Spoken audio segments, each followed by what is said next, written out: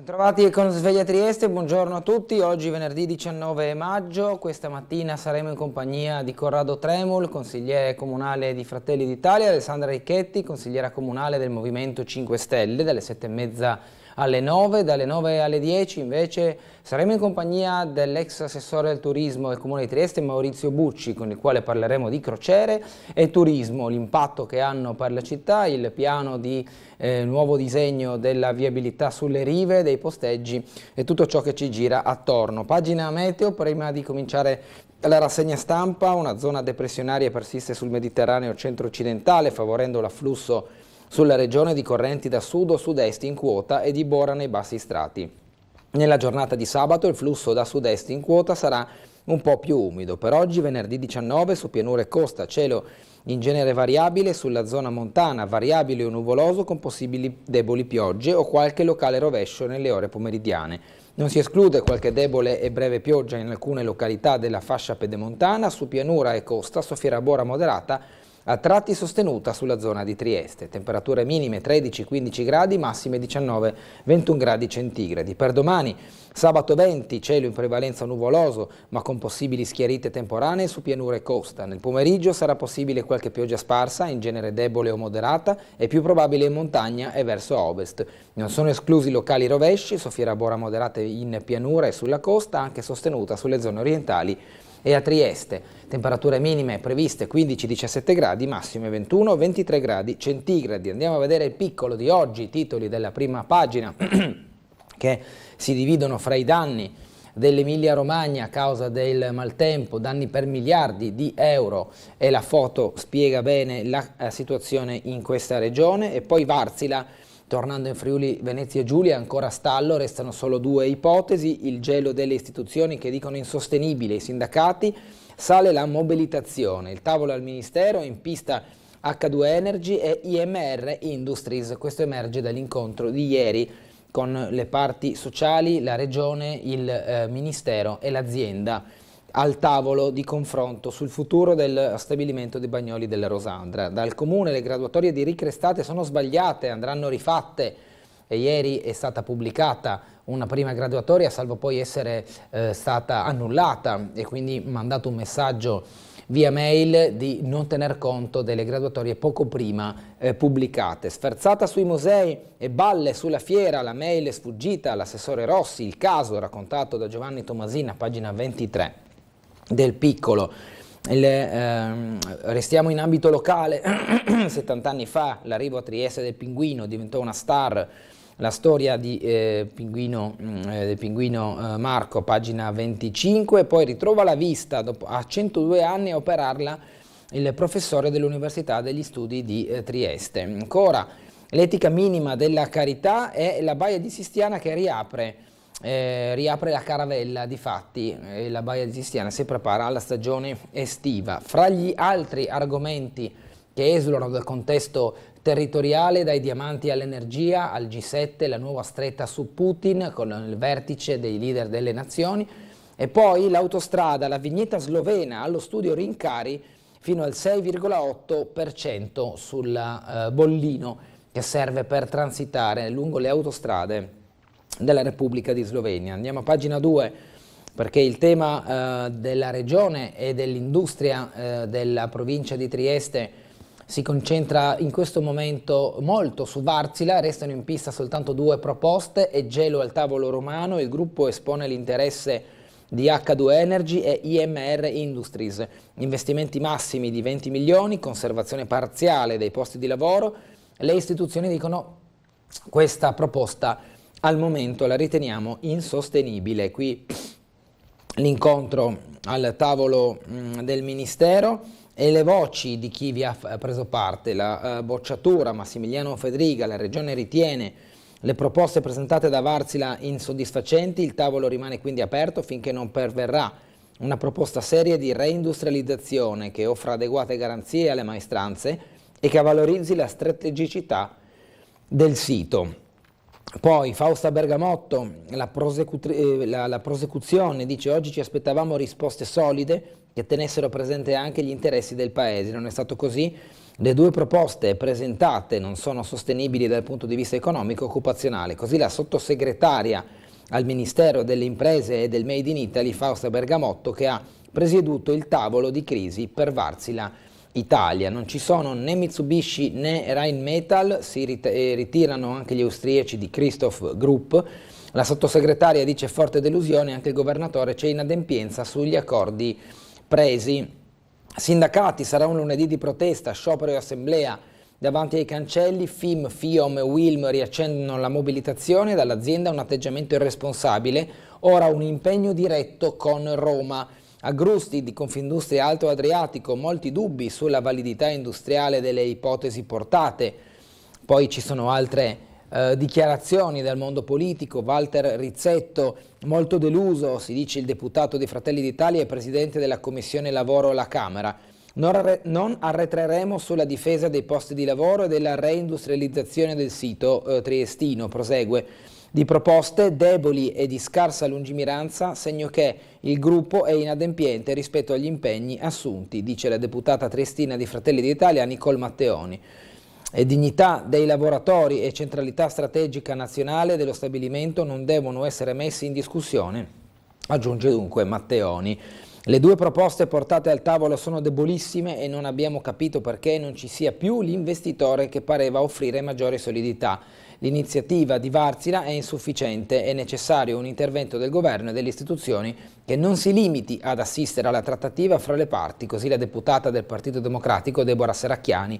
La senatrice, sempre del Partito Democratico Tatiana Roiz, afferma che maestranze altamente qualificate non possono che sentirsi mortificate dalle due proposte, che peraltro non hanno alcuna affinità industriale con la vocazione del sito. Quindi tutta la classe politica all'unanimità, da centrodestra a centrosinistra, ritengono le proposte ieri emerse dal tavolo ministeriale non soddisfacenti per le maestranze, per il territorio, e di questo avviso anche la Regione e il Ministero del Made in Italy per voce della sottosegretaria Bergamotto. Cambiamo pagina perché andiamo invece a vedere dal piccolo la situazione in Emilia-Romagna. Abbiamo perso tutto, campi, case, vite distrutte. Il Sole del giorno dopo rivela ciò che resta del disastro. L'Emilia-Romagna è sotto l'assedio dell'acqua e la fine del nostro mondo, aiutateci. Scrive Niccolò Zancan in questo reportage. 13 le vittime del disastro ambientale, ieri erano 9, se ne sono aggiunte 4 nelle ultime ore a seguito delle perlustrazioni nelle zone più colpite che sono state evacuate in velocità. Sono ritrovate ulteriori persone che sono rimaste intrappolate nei punti più colpiti dall'alluvione. 3.100 gli sfollati ospitati nei centri di accoglienza, 34.000 le utenze ancora senza elettricità. Nella serata di ieri è impossibile rimettere le cose in ordine di nuovo dentro a degli argini conosciuti. Quanti miliardi servono ad aggiustare la città? Queste le interrogativi anche della classe politica. Qui una veduta dall'alto di quella che ormai è una distesa d'acqua e non vi è più una traccia di strada, si vedono le auto che spiccano dalla fanghiglia, dalla melma, dall'acqua che però mista al fango rappresenta lo scenario che vedete da questa foto scelta dal piccolo. Tutti i cittadini hanno provato a contenere l'acqua con sacchi di sabbia, viene da piangere, nella distruzione si capisce cosa conta davvero, gli esseri viventi, non le cose.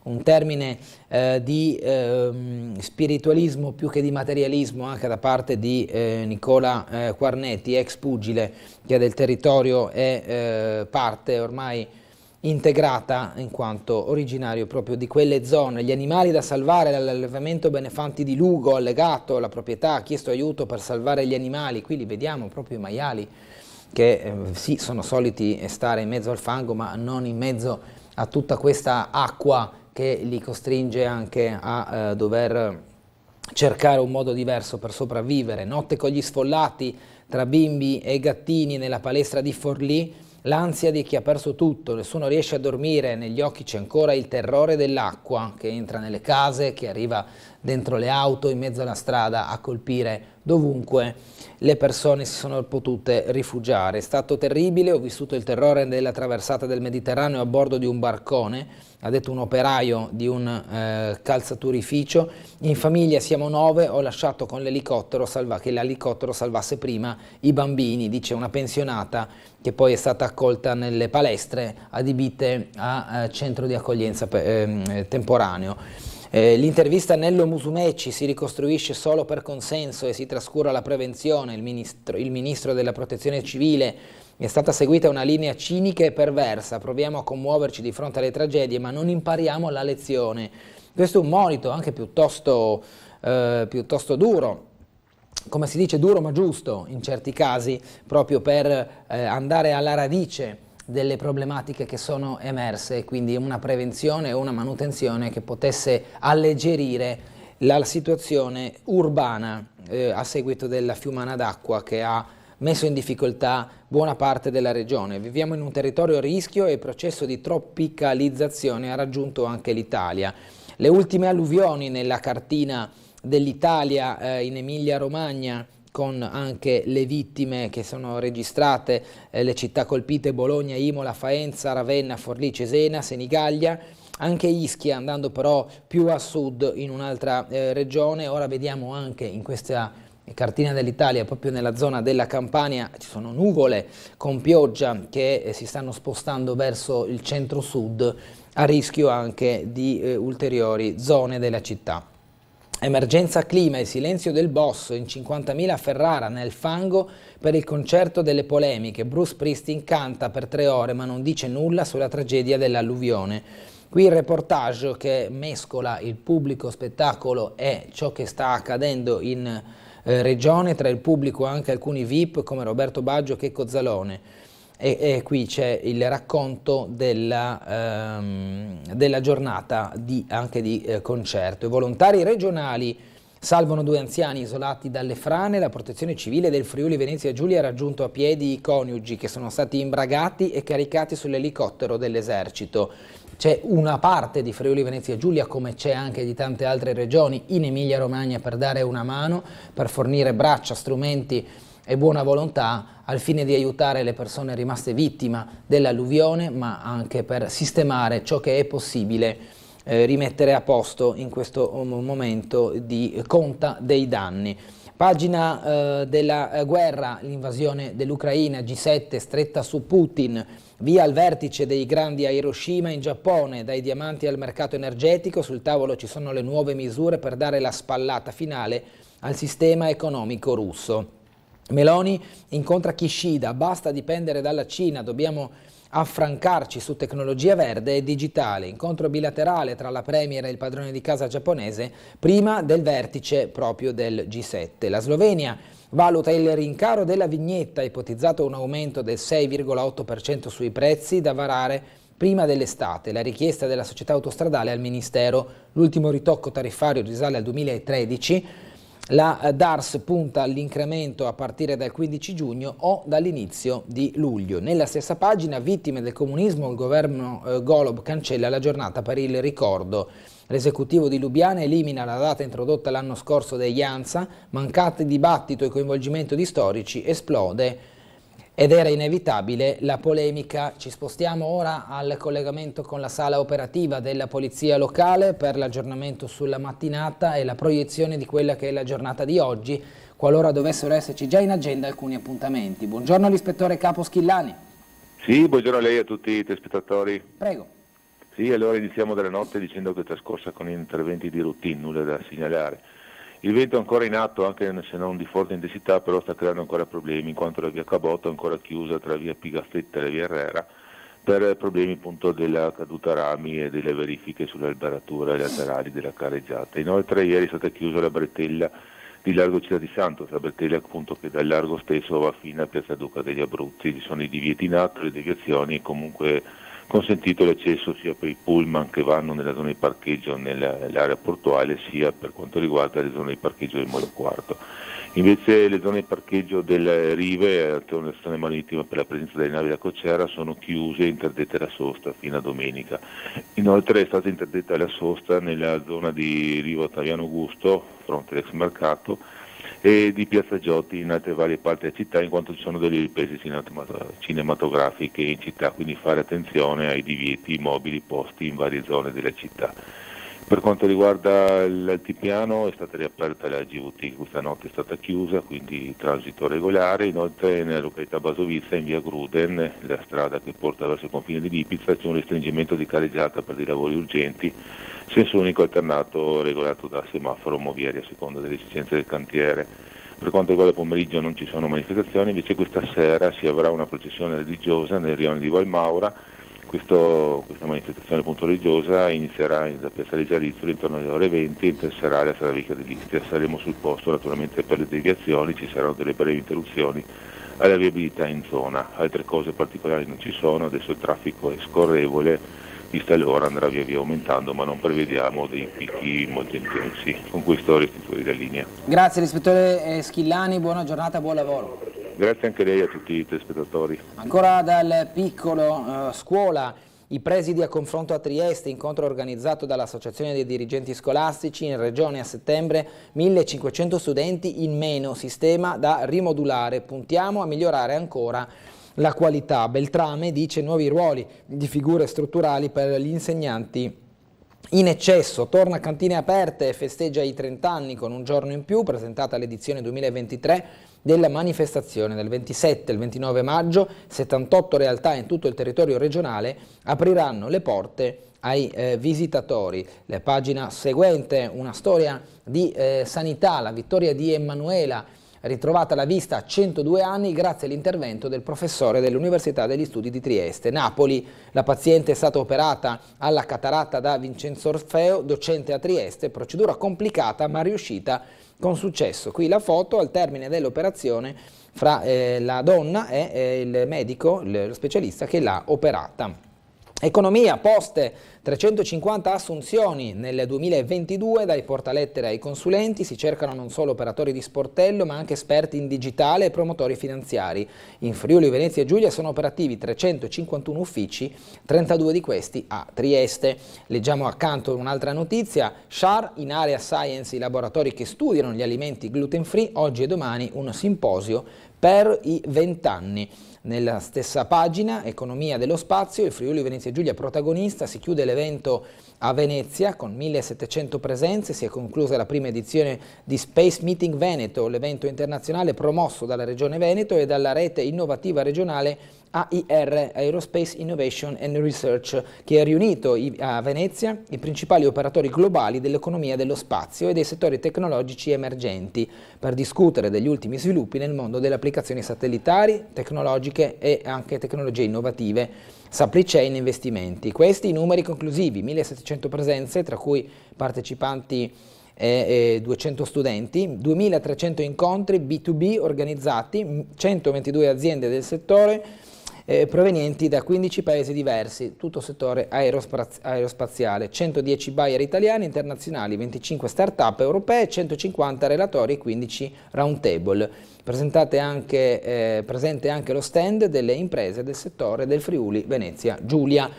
Le sfide dell'economia, fisco, il no di Banca Italia e la riforma Meloni, la reazione di Palazzo Koch mette a nudo la riforma avviata dal governo, la flat tax poco realistica, preoccupa la mancanza di coperture finanziarie. 5G, gestori, una tassa su Google e Netflix, la richiesta dell'Unione Europea, il costo del traffico dei servizi in streaming vale 40 miliardi complessivi.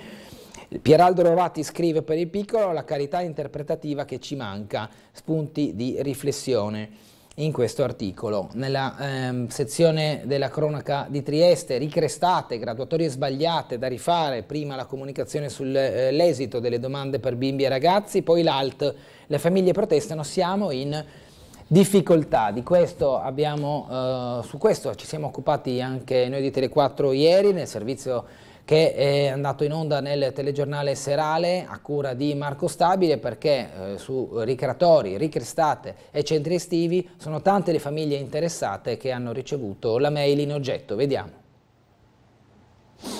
Le mail sulle graduatorie per ricrestate sono arrivate questa mattina a migliaia di genitori in attesa di capire se i loro bambini fossero stati accettati dal servizio offerto dal Comune di Trieste, indicando per ogni turno settimanale selezionato se il bimbo o la bimba sia stata accettata o sia ancora in attesa. Per intendersi, chi ha scelto 6 settimane per il proprio figlio ha ricevuto 6 mail, chi ha più figli ne ha ricevute di conseguenza molte di più. Fin qui tutto nella norma. Peccato che a mezzogiorno il Comune di Trieste abbia inviato un controordine a tutti i genitori. Attenzione, graduatorie errate, il titolo della missiva circolata poi via social con annessi commenti più o meno imbufaliti di mamme e papà. Si informa, si legge nel testo, che le graduatorie dei ricrestate di cui è giunta notizia via mail questa mattina presentano non corretti computi dei punteggi. Si invita l'utenza a seguire i prossimi aggiornamenti via mail anche sulla pagina www.triesteducazione.it per la corretta definizione della graduatoria. Quindi l'indirizzo dello sportello unico educazione e il numero di telefono 040 67 58 869. L'assessore comunale all'educazione Nicole Matteoni, raggiunta telefonicamente da Tele4, ha detto che si è trattato di un errore tecnico di INSIEL che ha inviato automaticamente le graduatorie sbagliate nonostante le interlocuzioni in corso con la stessa azienda informatica regionale per evitare che ciò accadesse. L'ufficio stampa di INSIEL invece ha precisato che l'azienda ha una verifica in corso su quanto sia accaduto, un accertamento tecnico per risolvere la situazione. Fatto sta, le famiglie attendono la nuova graduatoria definitiva tra non poche polemiche.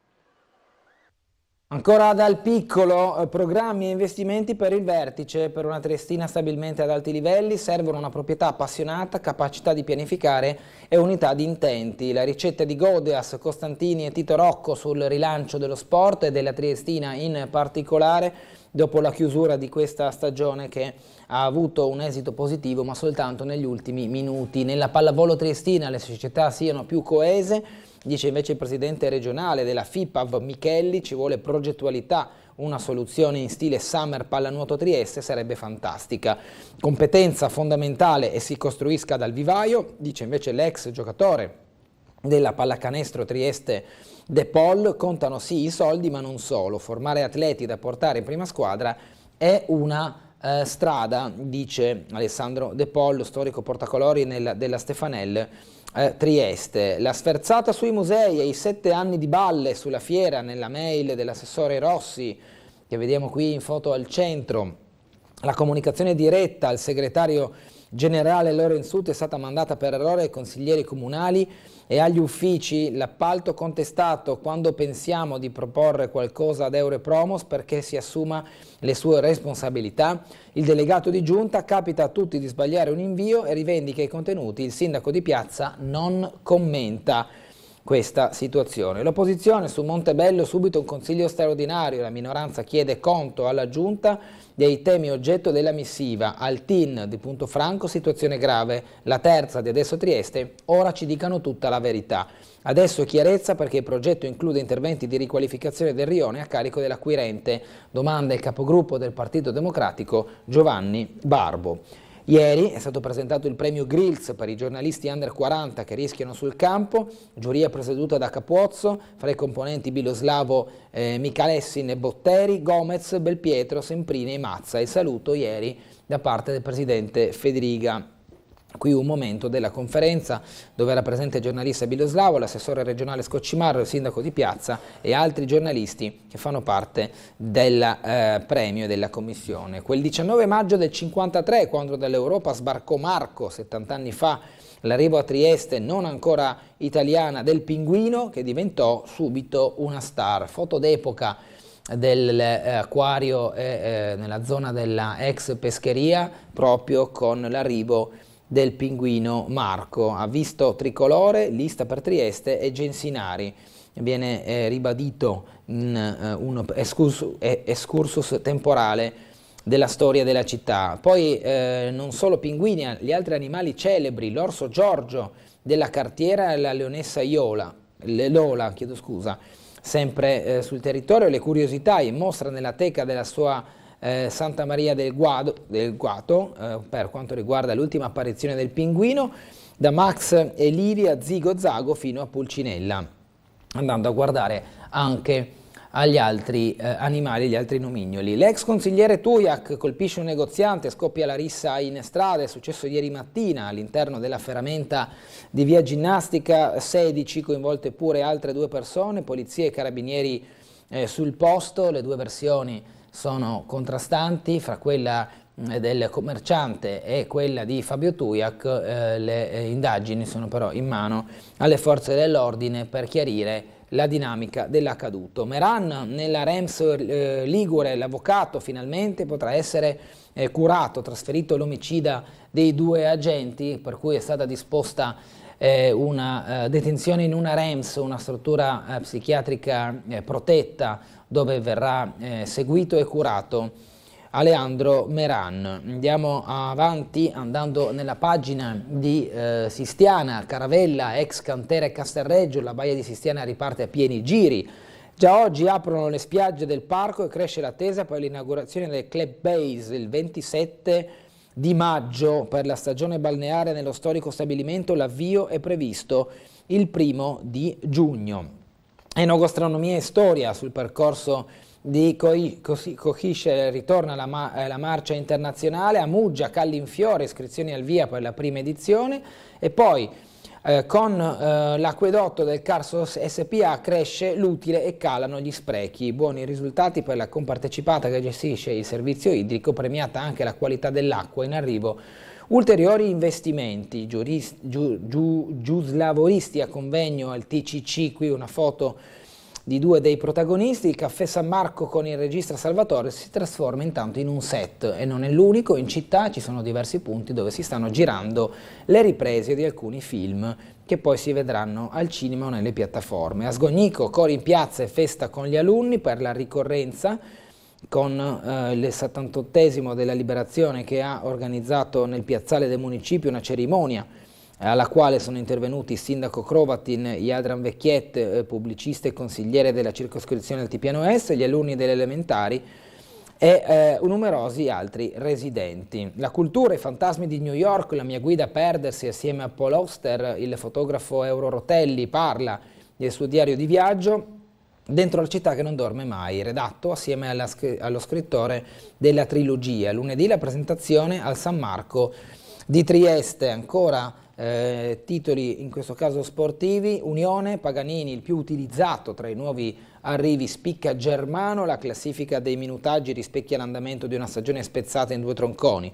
L'esterno punto di riferimento di Bonatti, Pavanel e Gentilini, lui è stato il più utilizzato. Poi fra quelli che sono arrivati invece al mercato di gennaio è Germano, uno dei giocatori che ha il maggior minutaggio fra gli arrivati proprio in inverno. Rocco aperto alle alabardate con ingresso gratuito per la gara con il Lebowski, calcio femminile con le ragazze che calcheranno lo stadio Rocco. Sant'Andrea San Vito ai play-out contro il Mariano, basta un pareggio. Nei dilettanti di promozione il team di David Busetti, giunto quartultimo, non perde in casa dal 12 febbraio scorso. La Corri Trieste in centro con una 10 km veloce, 400 i runner in gara. Domenica mattina la maratona organizzata da Promo Run, presente anche l'Olimpionico Yassin Rashik, che è venuto anche a Trieste negli ultimi anni. Poi il basket, Jadran Monticolo e Fotti, una netta vittoria con Jesolo in gara 1 nello spareggio per la B. Per il pattinaggio su rotelle, International Series atleti da 25 nazioni, al Pala Pichel di Opicina, 6 gli azzurri regionali. L'atletica, la Sportiamo si impone ai regionali di società, e l'artistica 81 va alla Final Six. Per la ginnastica ancora sport, l'Europa proibita, Juve battuta a Siviglia, sfuma ancora una volta la possibilità di vincere una coppa, bianconeri in vantaggio e poi sorpassati. Dopo i rimpianti è il tempo della ricostruzione, ma più che la squadra che esce sarebbe da mettere in evidenza le squadre che vincono, perché chi è che ha vinto? O meglio, ha vinto la Fiorentina in Conference League, ma la Roma è passata con il pareggio alla finale di Europa League, e quindi ci saranno 3 italiane nelle 3 coppe che vanno a concludersi nelle prossime settimane, la Champions League, l'Europa League e la Conference League. In tutte e tre le competizioni l'Inter, la Roma e la Fiorentina rappresenteranno l'Italia nel calcio nelle finali delle manifestazioni che vi ho appena descritto. La Roma in finale, basta il pareggio e Leverkusen, passa anche la Fiorentina, lo vediamo qui di lato, invece il titolone è per una squadra che esce, qualcosa da rivedere. Svizzera, e oggi si alza l'asticella, primo tappone e pioverà ancora, arrivo in salita a Crans-Montana, ieri arrivo, vittoria di Dens, Pedersen rosicchia punti a Milan per quanto riguarda il ciclismo e dunque il Giro d'Italia 2023. Noi ci fermiamo per la pubblicità, ci rivediamo tra poco, restate con noi.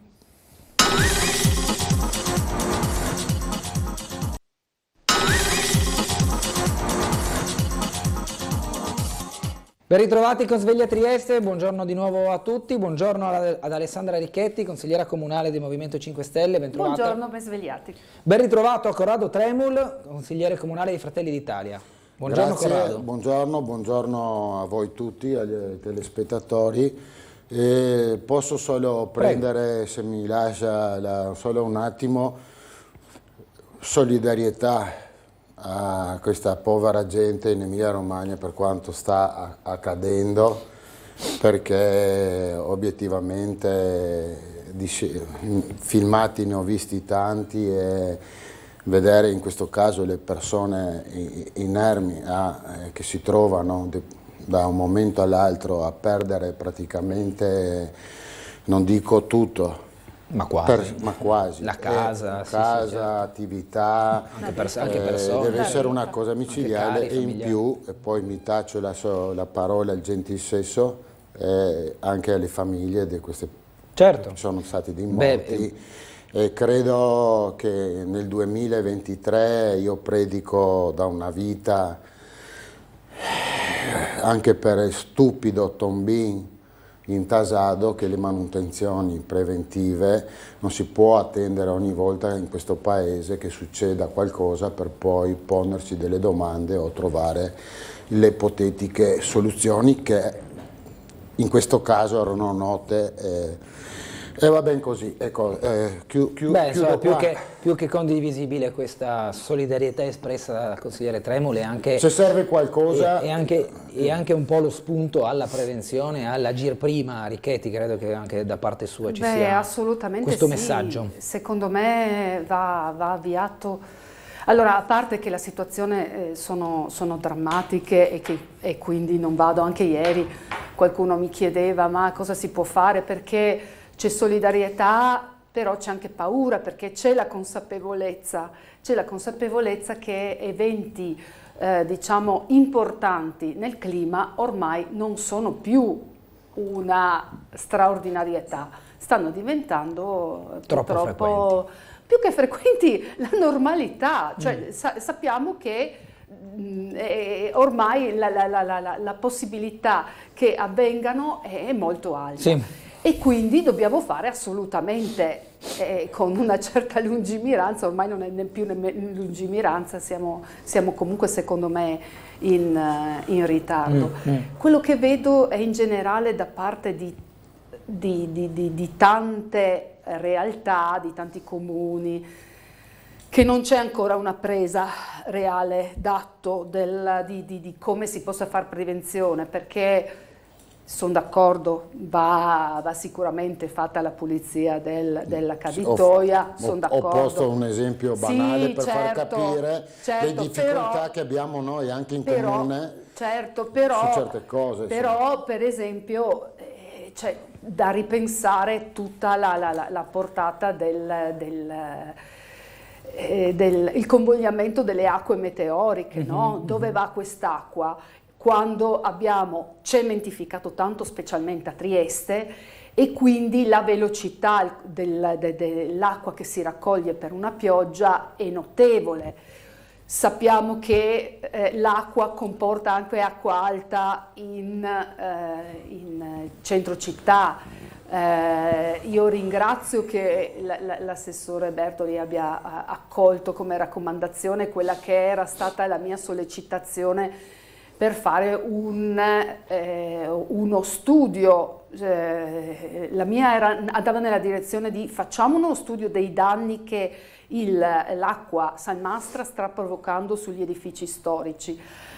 L'assessore l'ha accolta come raccomandazione il rispetto di una valutazione dei rischi, però secondo me va proprio fatto uno studio e bisogna anche capire come intervenire, cioè tante sono le azioni da fare che poi ci riporterebbero, a mio avviso, purtroppo anche all'ovovia, nel senso che se vado a limitare alberi, li vado a tagliare, vado comunque a creare aree in cui la velocità dell'acqua è molto più rapida e può creare meno problemi. effetto di drenaggio, diciamo. C'è meno effetto di drenaggio, ma c'è anche un aumento proprio della velocità con cui l'acqua arriva giù, accumula, sì. E quindi il rischio che la forza con cui arriva crei degli smotamenti, quindi il rischio idrogeologico, insomma ne potremmo parlare. Sì.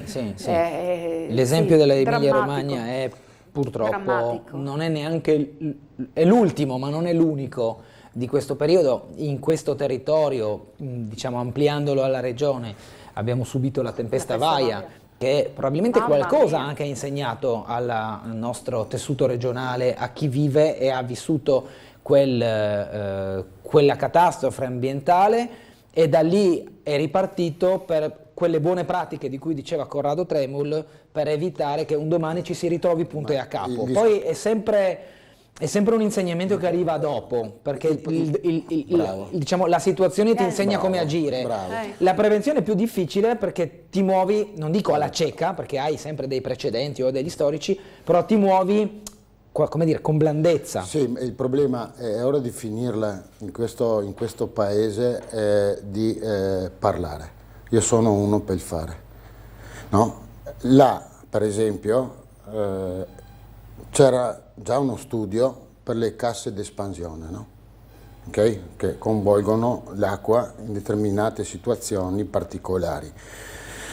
Lo sanno, basta vedere l'intervista, è stata eclatante l'intervista del signore con l'acqua fino praticamente alla pancia, dove che ha detto questo è un problema, sì è successo, ma è un problema che era stato studiato, la soluzione sarà trovata, ma non si è mai fatto nulla in questi ultimi anni. E stiamo parlando di una regione che si vanta rispetto alle altre, no? Della propria funzionalità. Ecco, non amo mai parlare di politica. Quello che sicuramente non sopporto più è proprio il fatto di ciacole. Le ciacole non fa fritole, quindi per cui è ora di cominciare a fare qualcosa, mettere, come ho sempre detto, ognuno è il suo, mi non potrò mai fare il panettiere, e il panettiere non potrà mai fare i lavori che ho fatto me, presumibilmente. Persone che sanno cosa fare e si faccia, perché altrimenti adesso, come sempre purtroppo, ma non solo in questo paese, in tutti i paesi, passa un po' di tempo, ci sono altri argomenti che vengono fuori e dopodiché si aspetta, come ha detto giustamente la consigliera Richetti, che ormai questo è diventato, seguiva una trasmissione, il clima, usiamo il termine, di questi ultimi anni. E allora ci ritroveremo di nuovo a parlare degli Ischia, delle indifferenti situazioni che abbiamo avuto negli ultimi anni, che sinceramente cominciano a essere veramente un po' troppe e molto preoccupanti.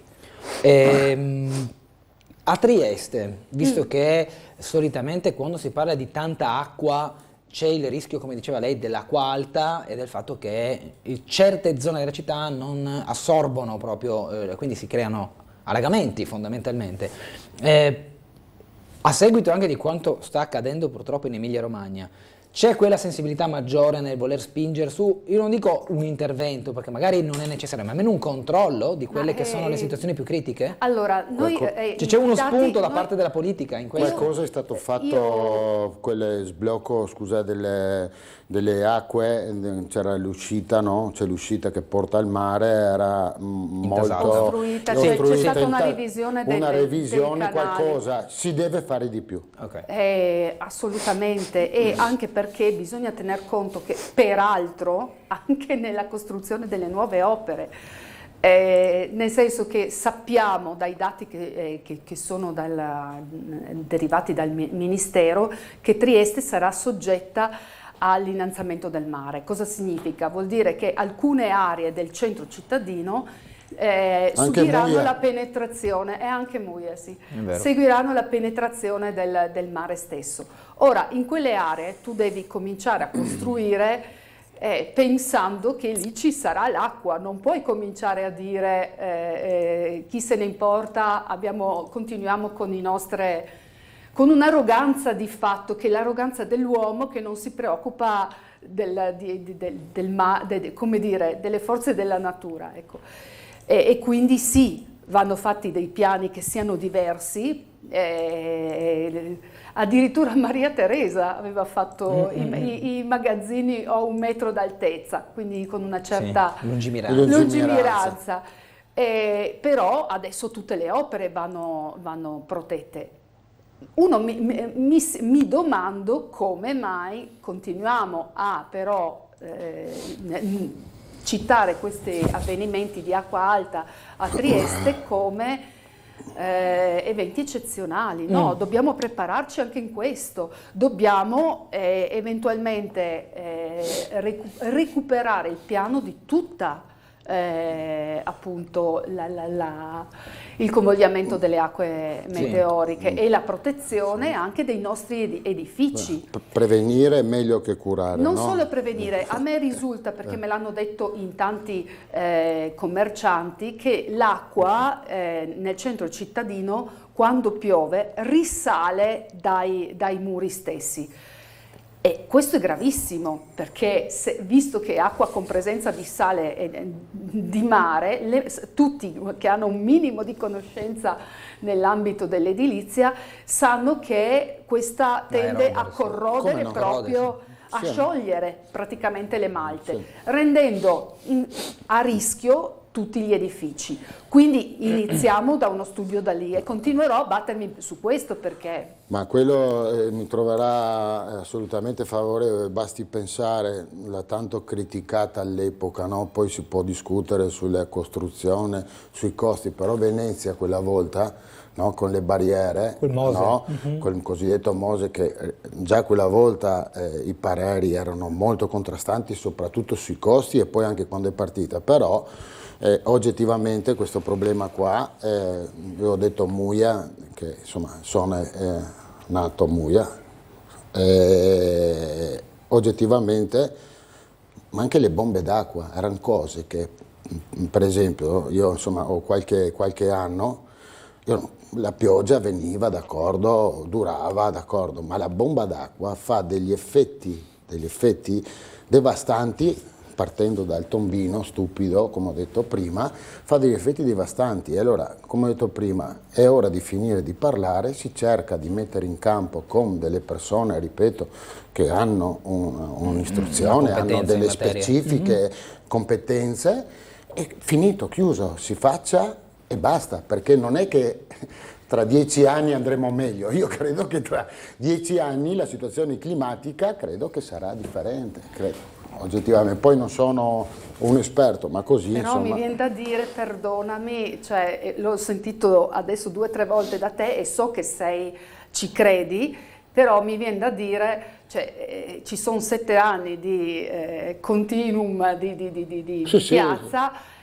Però cominciamo, no? Cioè, cominciamo a fare su questo. Disponibilissimo a tutto quello, io sai che comunque ho un modo mio non è che guardo, io se è una proposta, io qualsiasi diciamo che venga. Soffri quando ti costringono a fare proposte, diciamo a non sostenere cose in cui credi, diciamo così. Sì, ma più che costringo anche non le voto, anche, oppure vado in astenuto, per cui non cambio, ribadisco, ben venga, l'unica cosa che mi raccomando, a livello nazionale su questo noi possiamo sinceramente far poco, perché comunque siamo consiglieri comunali, ribadisco, persone adeguate al ruolo che si intende dare, perché altrimenti si ha, come durante il periodo del lockdown, i vari specialisti che andavano in televisione, usiamo questo termine, che insomma adesso si vedono anche un po' qualche risultato su cosa hanno anche qualcuno, no? Allora,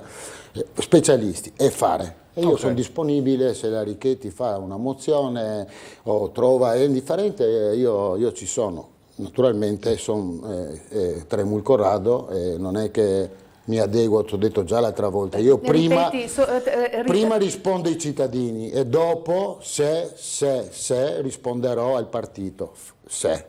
Sentiamo assieme una telefonata, buongiorno. Sono io? Sì, prego. Allora, Buongiorno. ringrazio la super gentile centralinista signora Paola, regia che mi manda in onda. Buona giornata carissimo Bernardo, Buongiorno. ai suoi graditi ospiti, Buongiorno. consiglieri Buongiorno. Richetti e Tremul. Sono Claudio Visentini. Prego. Buongiorno Claudio e Graziella. Buongiorno carissimi. dica. Mi associo anch'io un plauso alla nostra protezione civile, che tra l'altro ieri hanno salvato 2 persone. Sì. Sono sempre presenti protezione per civile. aiutare chi si trova in difficoltà. E chiedo alla consigliera Richetti, come avevo evidenziato nella ultima volta che lei era sveglia a Trieste, se si è attivata per fare prevenzione con la polizia in boschetto del cacciatore, eliminando gli alberi caduti a terra e eliminando l'edera che li avvolgono.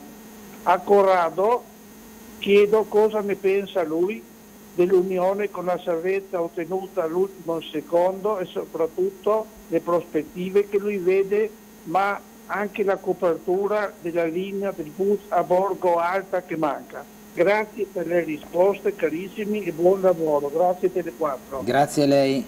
Allora, Richetti. Allora, ho fatto in qualche maniera sollevare più di qualche sopracciglio sulla manutenzione del Bosco Farneto, perché ho rilevato, e sono tornata perché non ottenevo risposta, ho rilevato che c'erano delle enormi criticità sul Bosco Farneto.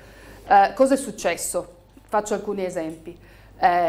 Quest'estate, in preciso periodo di crisi di secco e di incendi, avevamo l'incendio sul Carso che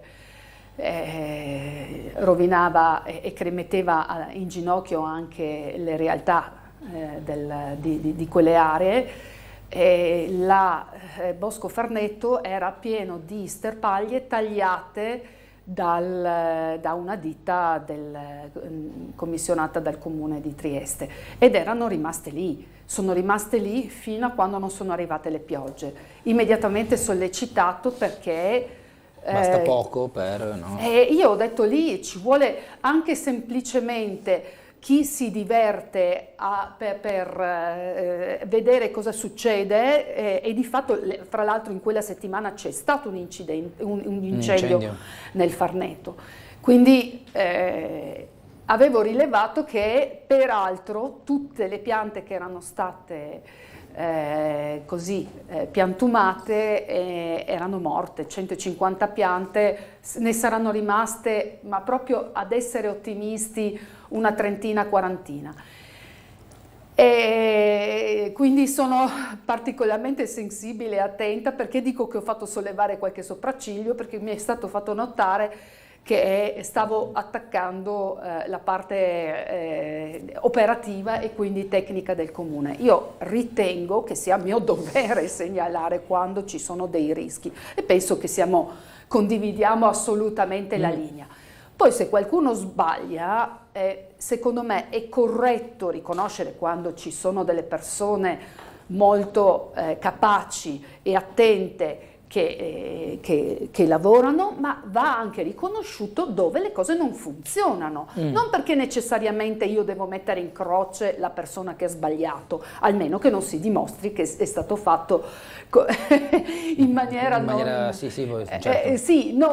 con le dovute attenzioni e così via, ma perché se ci sono degli errori è compito anche della politica, a mio avviso, soprattutto della politica, perché è la politica quella che gestisce poi la macchina comunale, dare le direzioni perché certi errori non funzionino più, perché se no andiamo a buttare via soldi che sono di tutti. E quindi assolutamente sì. Mi sono anche, sono stata molto attenta, ma questo è da più di qualche anno, perché mi risultava che ci sarebbe stata un'importante pulizia dei corsi d'acqua che interessavano anche il Rio Farneto. E bene che ci sia la pulizia, attenzione però che non si facciano magari delle pulizie senza ricordare che quelle sono aree estremamente delicate dal punto di vista dell'equilibrio. Fra l'altro lo ricordo spesso perché non tutti lo sanno. Qui abbiamo proprio nel Rio Farneto, che è, sembra un piccolo ruscello, no? Abbiamo la presenza di una libellula che è rarissima, ce l'abbiamo solo noi in questa zona e che è stata classificata e riconosciuta, vengono a studiarla addirittura dalla Germania, che è la libellula eroe. Quindi diciamo che anche le operazioni devono essere fatte, come diceva prima il collega, da persone che sono competenti, esperti, quindi ben vengano le pulizie, ma con attenzione. Tremul, sulle domande del telespettatore si passa dall'ambiente allo sport. Allora, in primis intanto un plauso alla protezione civile, a tutti i volontari, io ne facevo parte. Poi per motivi di lavoro, girando molto l'Italia con il lavoro che facevo, non riuscivo a coprire, oggettivamente ho fatto un passo indietro. E nello stesso tempo ricordo tutte le associazioni volontari di cui tra l'altro faccio parte, ad esempio Trieste Pulita all'epoca, proprio il bosco di via Farneto, siamo andati a pulirlo con non poche difficoltà, anche per un discorso particolare del terreno.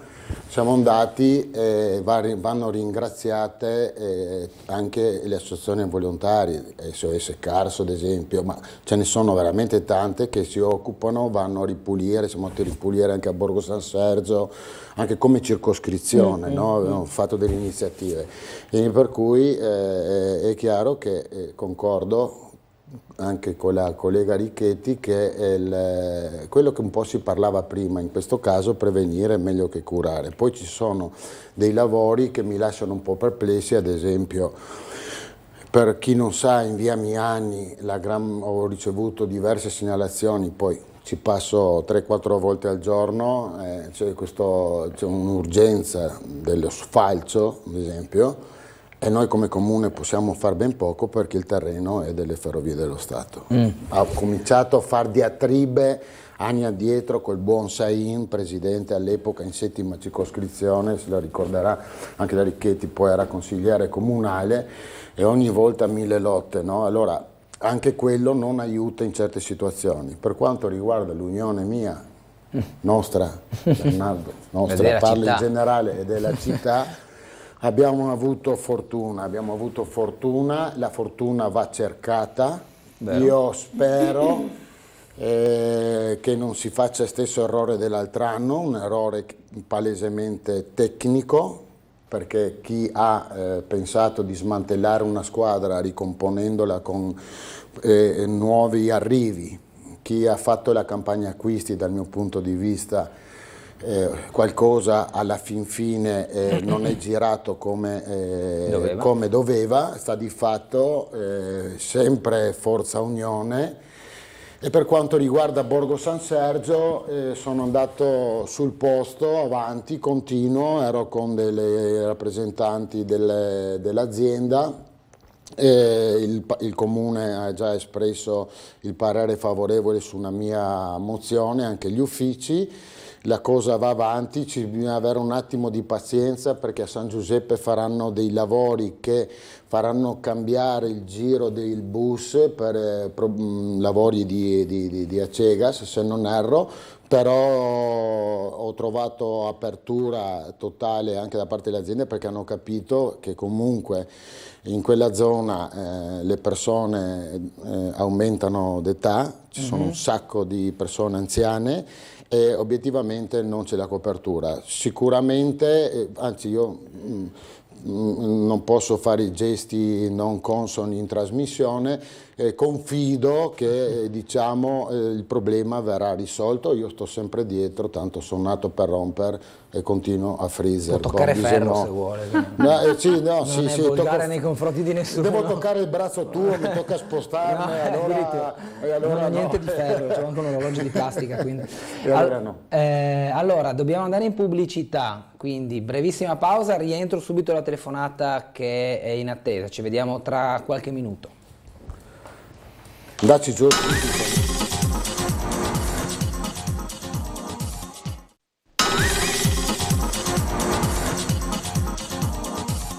Riprendiamo la nostra diretta con Sveglia Trieste con Alessandra Ricchetti, consigliera del Movimento 5 Stelle, e Corrado Tremul, consigliere di Fratelli d'Italia. Sentiamo una telefonata, buongiorno. Buongiorno, Prego. Scusatemi, Buongiorno. io telefono abito in Scala Bonghi. Sì.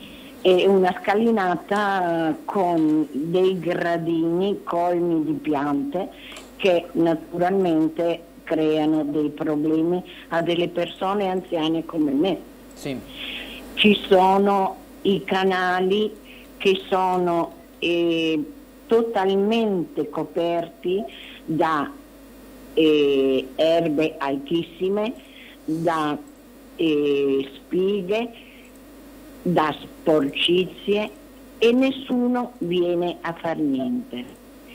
E da una settimana girano dei topi, per non dire pantigane, proprio enormi, enormi. Ho chiamato tutti, nessuno si è mosso. E abbiamo degli animali, abbiamo dei cani che con colari non si può assolutamente portarli fuori dal giardino perché si riempiono di zecche. Le persone che abitano in queste villette dovrebbero pulire il loro, diciamo, il loro confine e nessuno fa niente. La Scala Bonghi ha dei passamani per le persone come me che hanno bisogno di tenersi, ma non si può perché non tagliano l'edera, non tagliano le siepi. Per cortesia, cercate di fare qualcosa.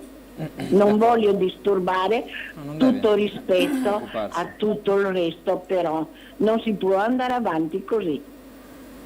Signora, grazie della segnalazione intanto. Grazie, segnaleremo, non sarà un problema, non è un problema inteso che non è un problema nuovo, c'erano già segnalazioni tempo addietro e mi ricordo, non è una cosa, non è una non news. riesco a centrare il punto in cui vedere anche perché siamo fra via Sinico e via d'Angeli, diciamo. Esatto, ma poi oltretutto là ci sono degli spazi tra l'altro anche privati, no? nei miei ricordi. Comunque farò la segnalazione e vediamo un attimo perché capisco soprattutto le persone anziane che oggettivamente hanno già difficoltà a fare le scale, se poi si trovano in difficoltà dovute in questo caso che sia il verde o che sia anche la pantegana,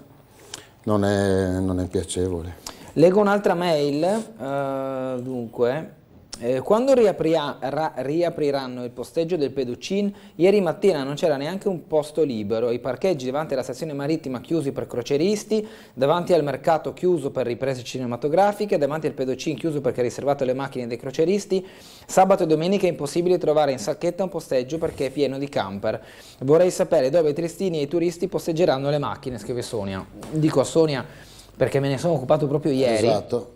che da ieri sono operativi 150 posti per i crocieristi dentro il park di Via Carli, quello diciamo Campi Elisi, come per intenderci zona Piscina Bianchi e scuola Campi Elisi. Lì quindi verranno dirottate tutte quelle auto dei crocieristi che si imbarcano a Trieste, che oggi, fino a ieri, fino a oggi, posteggiano nel parcheggio fra il Peducin e l'Acquamarina, così in modo tale da liberare quello spazio che ricordiamo è a pagamento, però almeno lo spazio si trova per chi vorrà andare alla Lanterna, chi vorrà andare all'Ausonia, chi vorrà andare in zona perché ne ha l'interesse di farlo. Questo è stato segnalato, noi l'abbiamo seguito, l'assessore Lodi ieri mi ha confermato che la convenzione fra il Trieste Terminal Passeggeri e il comune, per conto di Esatto, è andata a buon fine, e quindi 150 di quelle auto saranno spostate in Via Carli e quindi il posteggio del Peducin a breve ritornerà fruibile per chi vorrà frequentare lo stabilimento La Lanterna. Sì, solo un commento. Come no? Mi piacerebbe che, auspicherei che qui a Trieste si cominciasse a pensare prima alle varie criticità pianificandole. Questo è un grande mio desiderio, vediamo se anche con il nuovo assessore, perché qualsiasi criticità è prevedibile in questo caso, nel senso che il fatto che ci siano, quando scegli di avere delle navi da crociere che hanno un impatto sulla città, e secondo me dovere dell'amministrazione andare a pianificare sia la viabilità, sia i parcheggi, sia tutte le questioni che sono inerenti alla... Le faccio una domanda su questo e dopo anche una risposta, l'aspetto anche da Tremul. Quest'anno abbiamo visto come, già a fine dell'anno scorso, ma con quest'anno abbiamo visto come ci siano tante navi a Trieste, di più degli anni passati pre-Covid, quindi molte navi da crociera in arrivo, il che comporta un flusso di auto e di gente maggiore. La mia domanda è questa è la premessa, la mia domanda è questa: secondo lei Trieste si è fatta trovare preparata o impreparata davanti a questo circuito? Perché poi magari chi abita a San Giovanni poco gli importa, perché il turista che prende la crociera meno lambisce il territorio di Chiadino rispetto a quello delle rive. Non dico non lo fa, meno, nel senso che ci passa, magari va a vedere qualcosa di segnalato, qualcosa di bello, va a trovare qualcuno, ma c'è meno ricerca di posteggio in quelle zone. Quanto si è trovata preparata o impreparata sul giudizio della città? Allora, non occorre che rivolgere la domanda a me, va rivolta ai cittadini. Se io sento quello che riportano i cittadini e rilevano che le rive hanno delle grosse difficoltà a muoversi, trovare parcheggio, il park è sempre pieno, non sono state previste delle navette per il surplus delle persone. Mi è stato riportato persino che i taxi hanno subito un carico notevole per la presenza di visitatori. Questo carico in realtà coinvolge tutti i cittadini, non solo quelli che sono nelle strette vicinanze della croceristica, sì, ma tutti quelli che richiedono per esempio di poter usufruire di un taxi. Allora, la domanda che ti viene è come è stata pensata, è stata pianificata, si sta valutando? C'era, cos'era, 3 settimane fa girava proprio su uno dei gruppi di Facebook, ma è stato valutato da qualcuno se queste navi stanno portando un beneficio? Assolutamente sì. Ma io vorrei vedere dei numeri prima di dire, perché ripeto del rispetto degli studi che io ho visto, vanno messi dentro nelle valutazioni dei benefici e dei costi. Il fatto che ci sia più gente è evidente a tutti. Certo. Il fatto che questo abbia degli impatti sulla viabilità e sulla vivibilità è anche questo evidente a tutti. Quello che sarebbe da studiare è, perché le domande ce le dobbiamo porre, nel senso che a Venezia hanno mandato via le navi da crociere, quindi vuol dire che l'impatto, a dispetto del fatto che ci sia più gente, il non riuscire a gestire il fenomeno non porta benefici alla città. Quindi mi dispiace, Corrado, ma io ritengo che sarebbe utile fare un serio studio, non dire ci sono persone di più, ci sono gli hotel che sono più pieni. Io vorrei vedere i numeri rispetto a un inquinamento che è chiaramente importante, perché lo sappiamo, ci sono 5.000-6.000 persone in più. Quelle navi sono praticamente delle città che emettono perché lo sanno che i gruppi di generatori devono essere sempre accesi, quindi emettono inquinamento. Chiaramente il porto ne beneficia perché riceve comunque un introito. Nel complessivo, proprio anche alla luce del fatto che Venezia non li vuole più, vorrei dei dati precisi. Tremul, poi abbiamo una telefonata. Sì, allora lascerò subito la parola ai telespettatori, che è la cosa più importante. Io sono... Ecco, per quanto riguarda il discorso delle navi, allora io ricordo sempre che la più grande pubblicità provata, perché insomma avevo anch'io delle attività, è il passaparola. Sì. Noi quando delle persone, io so ad esempio, tanto ho la controparte di tanti cittadini che sono pur capendo alcune situazioni, faccio l'esempio della buona Elisa che ha risolto il problema che è stato accennato prima del parcheggio tramite l'email, sicuramente si ritroverà ad affrontare discorsi che noi non siamo abituati, ma quando tu senti una persona che scende dalla nave e vede una realtà che non conosce, perché non conosceva, tutti parlano in maniera, questo parlo di giornali, parlo di professionisti che parlano bene di una città che era poco conosciuta, il passaparola serve, perché questo ti ritorna a casa dove eri, a Trieste. Trieste com'è? Non lo so, bellissima, guarda, se hai occasione vai. Questo è il passaparola, che non ha nessun spot pubblicitario equivalente dal mio punto di vista. Ci sono sicuramente delle problematiche che con intelligenza, e questo sì, magari con prevenzione, anche in questo caso cercare di capire. Venezia ha lasciato un po' le navi, ma là i problemi erano particolari, va detto, perché queste navi passavano dentro nel canale creando non pochi problemi, insomma è un discorso molto, molto lungo, però la realtà di Trieste turistica, piaccia o non piaccia a qualcuno, in questi ultimi anni ha fatto un salto in avanti non da poco, non ci si può basare solo sul turismo. Questo è un altro paio di maniche. Assolutamente d'accordo. Questo credo che sia, assolutamente ci sono credo che tante sia un bazzi giudizio, mi dilungherei. un giudizio molto Assolutamente condivisibile. d'accordo. Sentiamo una telefonata, buongiorno.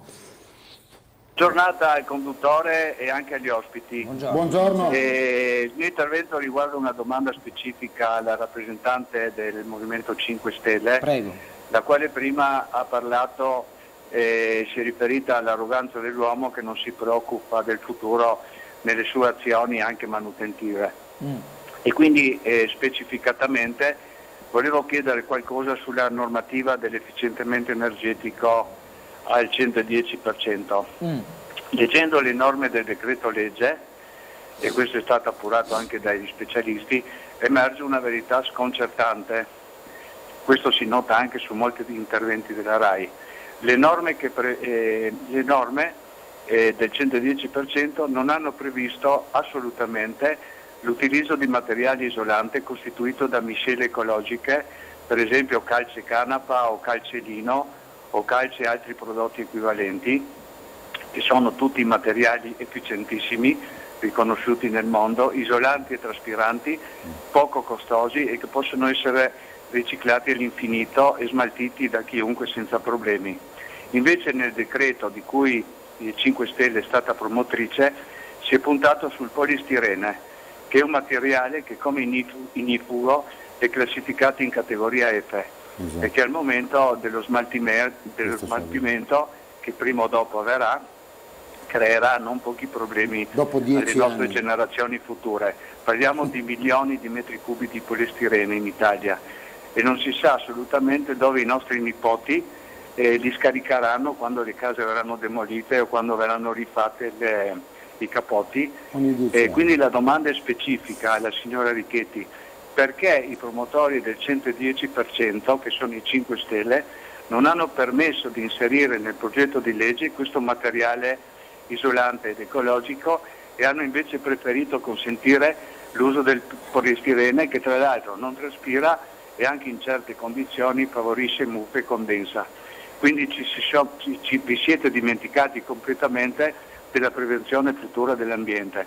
Vi saluto e vi auguro buon lavoro. Grazie altrettanto. Allora, la domanda è piuttosto tecnica. Io posso dire che proprio nella ristrutturazione della mia casa ho scelto volutamente di mettere fibra di legno come isolante, proprio per aumentare di classe la casa della mia proprietà, ma soprattutto perché sono convinta come il signore che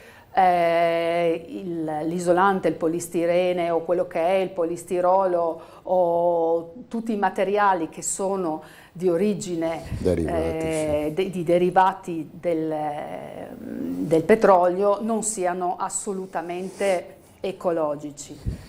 Va detto che c'era, io stessa ho avuto la difficoltà, che nasce ben prima del Movimento 5 Stelle, proprio come dire, riconoscimento del valore di isolamento delle fibre di legno, della canapa, perché purtroppo c'è una onda lunga, e siamo in tema, c'è un'onda lunga rispetto a quelle che, come si parlava prima di burocrazia, su quelle che sono le classificazioni dei materiali. Ora, a me risulta che il 110 andava a specificare l'aumento delle classi di isolamento di una casa, cioè, per chi non lo sapesse, se prima la casa in qualche maniera il riscaldamento andava in qualche maniera a riscaldare le mura e quindi l'esterno, con il cappotto trattieni, sì. E quindi c'è stato un miglioramento. Però, come dicevo prima, la normativa che ha classificato i materiali isolanti purtroppo andava a definire dei valori di isolamento superiori per i materiali non ecologici. Sì. Quindi c'è un'onda lunga da considerare. Che il 110 possa essere modificato? Assolutamente sì. Potrei essere polemica e dire è stato fatto un 90% per la riqualificazione delle facciate che nulla aveva a che fare con l'ecologia. Quindi, insomma, diciamo che ogni cosa va valutata con una certa attenzione. Dire che c'è stato un problema sui materiali utilizzati e dimenticarsi che però il 110 ha permesso di far ripartire l'economia, di creare tante case che sono state isolate, quindi hanno permesso il risparmio. Io sento le persone anziane che mi dicono: è incredibile quanto spendo di meno anche adesso che sono aumentati i costi energetici, e quindi diceva questa signora che mi ha fatto tenerezza, quanto spendo di meno per riscaldare la casa e ho la casa sempre calda.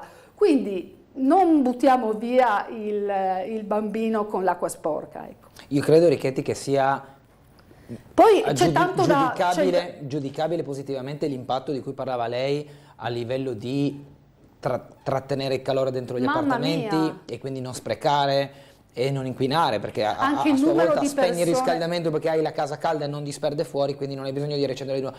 Io credo che il problema attorno al 110 sia tutto di natura, da un lato burocratica, ma anche dall'altra di speculazione. Mamma mia, perché andava lì è il grosso, cioè lì andava...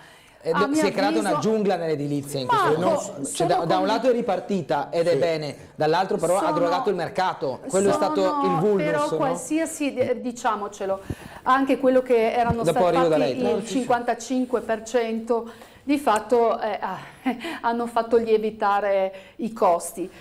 Siamo comunque ancora schiavi e c'è tanto da fare sulla gestione dei mercati.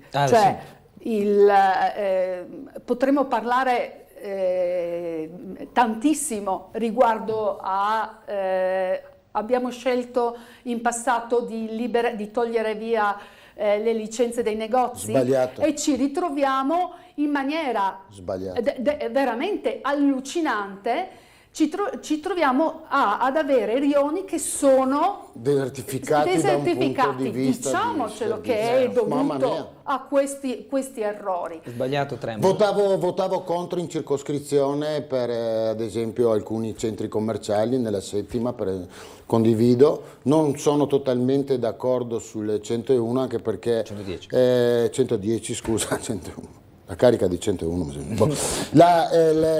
perché obiettivamente tra i passaggi che hai fatto tu, chiaramente il telespettatore ha toccato un po' il discorso sull'ecologia, ma anche bisogna dire che insomma la garanzia copertura ha 10 anni di certi lavori, dopodiché bisogna dare di nuovo la copertura, no? Allora ha dato un slancio, ha portato sicuramente qualcosa, dall'altra parte dal mio punto di vista soprattutto purtroppo in questo paese, ma non solo questo, qualcuno usiamo il termine, ha abusato, no? D'accordo, usiamo questo termine, e poi soprattutto io parlo con amici che hanno ditte edili, sono trovati in grosse difficoltà anche proprio oltre al materiale, ma anche sulla qualificazione, un po' quello che parlavo prima. Tu sei un panettiere, chapeau, io non posso venire là. E in diverse ditte, questi sono i commenti da parte dei cittadini pur nostri, di fare i lavori, capito? Aprono, intanto mettiamo su l'impalcatura, arriva l'operaio che non si sa bene, anche perché gran parte sono anche stranieri. Vogliamo parlare dei controlli che anche a Trieste non sono stati fatti, diciamocelo. I controlli sui cantieri dove si trova a lavorare anche in situazioni un po' Allora dico, sì. E qui anche il Comune avrebbe potuto fare qualcosa. Ma io sono d'accordo, però c'è sempre la perfezione, quando viene fatta, usiamo il termine, va riconosciuta, e passare per una perfezione, magari un qualcosa che non ha, perché la medaglia ha sempre due facce, bisogna cercare di agire anche là, anche là cercare di migliorare, perché non è un no a un certo tipo di attività che ha portato, ripeto, sicuramente benefici, però anche là siamo al solito discorso, si parla, ma sono già quanti sono? Circa, ha cominciato 2 anni fa, no? 3 anni fa, più o meno. Dopo, 2021 più o meno. Allora, ecco, anche là da mettere in campo per cercare di migliorare. Sicuramente va migliorato quello. Però la telefonata... Sentiamo chi è in linea, buongiorno. Pronto? Buongiorno. Buongiorno, mi scusi ma sento io piano. Prego. Allora, io volevo fare una segnalazione e chiedere in particolar modo al signor Tremul Io abito in via Puschi, le case del comune sono gestite dall'Ater. Allora, noi qua abbiamo un problema abbastanza grosso, nel senso che abbiamo 3 passaggi annuali di taglio d'erba. Adesso qua abbiamo una giungla, ma non è tanto per un fattore estetico, cioè, noi siamo parecchi padroni di cani, tra cui io. E naturalmente l'anno scorso ho già chiamato, come quest'anno, l'Ater per chiedere se venivano a tagliare l'erba, perché ci sono spighe dappertutto, ormai si sono seccate e avendo cani, non sono la prima, ho dovuto portarlo 2 volte dal veterinario, di cui ho speso 600 euro, perché 300 alla volta, perché al mio cane, nonostante le mie attenzioni, e faccio solo il tratto di strada dall'appartamento alla macchina, ha preso una spiga nel naso. Allora, ho chiamato varie volte questa settimana e ho scritto anche una mail al signor Tremol. Mi chiedo, visto noi che paghiamo le spese condominiali come tutti, no? 3 passaggi all'anno d'estate non mi sembrano una cifra enorme. Dovevano essere fatti il 15 di maggio, so che ci sono state le piogge su tutto, ho chiamato anche la signora, ma mi ha detto che lei non vede in previsione questo taglio dell'erba che deve essere fatto entro il 15. Insomma, noi cosa dobbiamo fare? Siamo abbandonati a noi stessi da quando siamo gestiti dall'Ater. Io che abito in queste case, faccio un piccolo riassunto per farvi capire, sono stata per 30 anni senza riscaldamento perché non mi funzionavano 3 caloriferi su 6 e ho chiamato varie volte ditte, nessuno capiva lo sbaglio.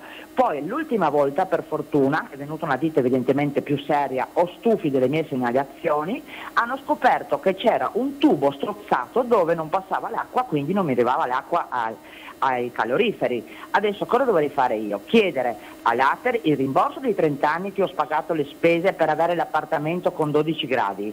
In più, non essendo isolate sotto queste case, io ho piastrellato, è la terza volta che mi si alza il pavimento. Insomma, io capisco tutto, capisco che sono case dell'Ater, per l'amor del cielo, ma un minimo di considerazione, visto che non sono l'unica che ha chiamato per questo problema del taglio d'erba, la signora gentile mi ha detto: guardi, non so cosa fare, io più di segnalare non posso, ormai non so, siamo al 20 oggi, qui non si vede nessuno, l'erba sta crescendo, le spighe stanno diventando sempre più secche e naturalmente io, nonostante con il vento prendo anche il cane in braccio, devo essere obbligata, io ho un cane piccolo, ma quelli che hanno i cani da 30-40 kg cosa fanno? Non escono di casa, perché ce ne sono dappertutto, nel portone, davanti l'uscio, attaccate sui tappeti. Insomma, non è che posso permettermi di spendere ogni volta, e che poi tra l'altro fare le assedazioni al cane per togliere una spiga non è una cosa proprio, può andare anche male, c'è un cane anziano. Quindi mi rivolgo a voi e forse qualcuno sentirà e muoverà. Non voglio dire la parolaccia cosa, no? Sì, abbiamo capito. Ecco, vi ringrazio. Grazie. Veloci commenti, Allora, poi pubblicità. Sì, allora molto velocemente, in via Puschi sono già intervenuto diverse volte per la caldaia sempre accesa, è stato risolto per la pulizia, poi c'erano le grondaie, conosco la situazione in via Puschi, l'avviso che io ho già informato gli uffici di competenza dell'Ater sul problema sfalcio che è esteso in tutto il territorio, salita di Raute, in diversi spazi verdi dell'Ater.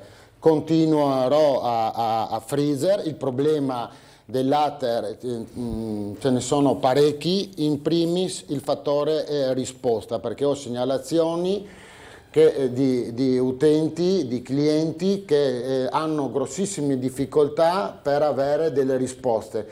Lascio la parola a Richetti solo avvisando la signora che non so che email lei gentilmente mi ha spedito, ma se è quella, chiamiamola istituzionale, ho sempre detto e avvisato, io non entro. Le mie capacità tecniche si rivolgono alla risposta telefonica e a guardare la persona in faccia. Quindi per cui ritornerò, io quella non l'ho mai aperta, mi dispiace tanto per la signora. Non si preoccupi, non più tardi di 2 giorni fa ho segnalato anche via Puschi assieme delle altre, ribadisco, ci sono grossi problemi di sfalcio.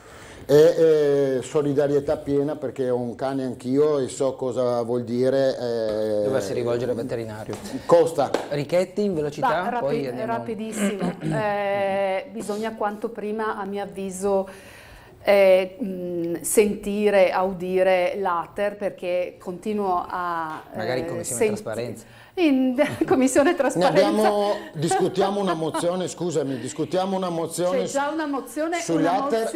perdonami, una mozione è una cosa, io quello che sto chiedendo è un'altra. Io sento da tante parti, ci sono state anche manifestazioni, di dissenso da parte di cittadini che abitano in Ater. Io non sto giudicando, però vorrei vederci chiaro, e quindi si parlava di trasparenza, che sia in trasparenza o che sia in un'altra commissione, cominciamo ad avere risposte, perché siccome vengono fatte accuse pesanti, sarebbe importante che ne veniamo a capo. Per quanto concerne lo sfalcio, non c'è solo l'Ater che ha problemi, perché sfalcia 3 volte all'anno. Grazie a Dio che Ater sfalcia 3 volte all'anno, perché purtroppo il comune non... Però perdonami, purtroppo il comune talvolta in certe aree non fa nemmeno le 3 volte, quindi le fa all'inizio dell'anno, della primavera, e verso la fine. Poche quindi, anche quelle. È questo che sto dicendo, quindi perdonami. Poche in ambedue i casi. Sì, io ho ricevuto un sacco di segnalazioni di persone, e bisogna intervenire anche lì, perché c'è questione di pulizia, di ratti, perché con l'erba alta, vero. cioè questo è. Dobbiamo andare in pubblicità tra poco, ci vediamo tra poco. Dopo parliamo un attimo. Trasparenza e Rossi, perdoni me. A tra poco. Pubblicità.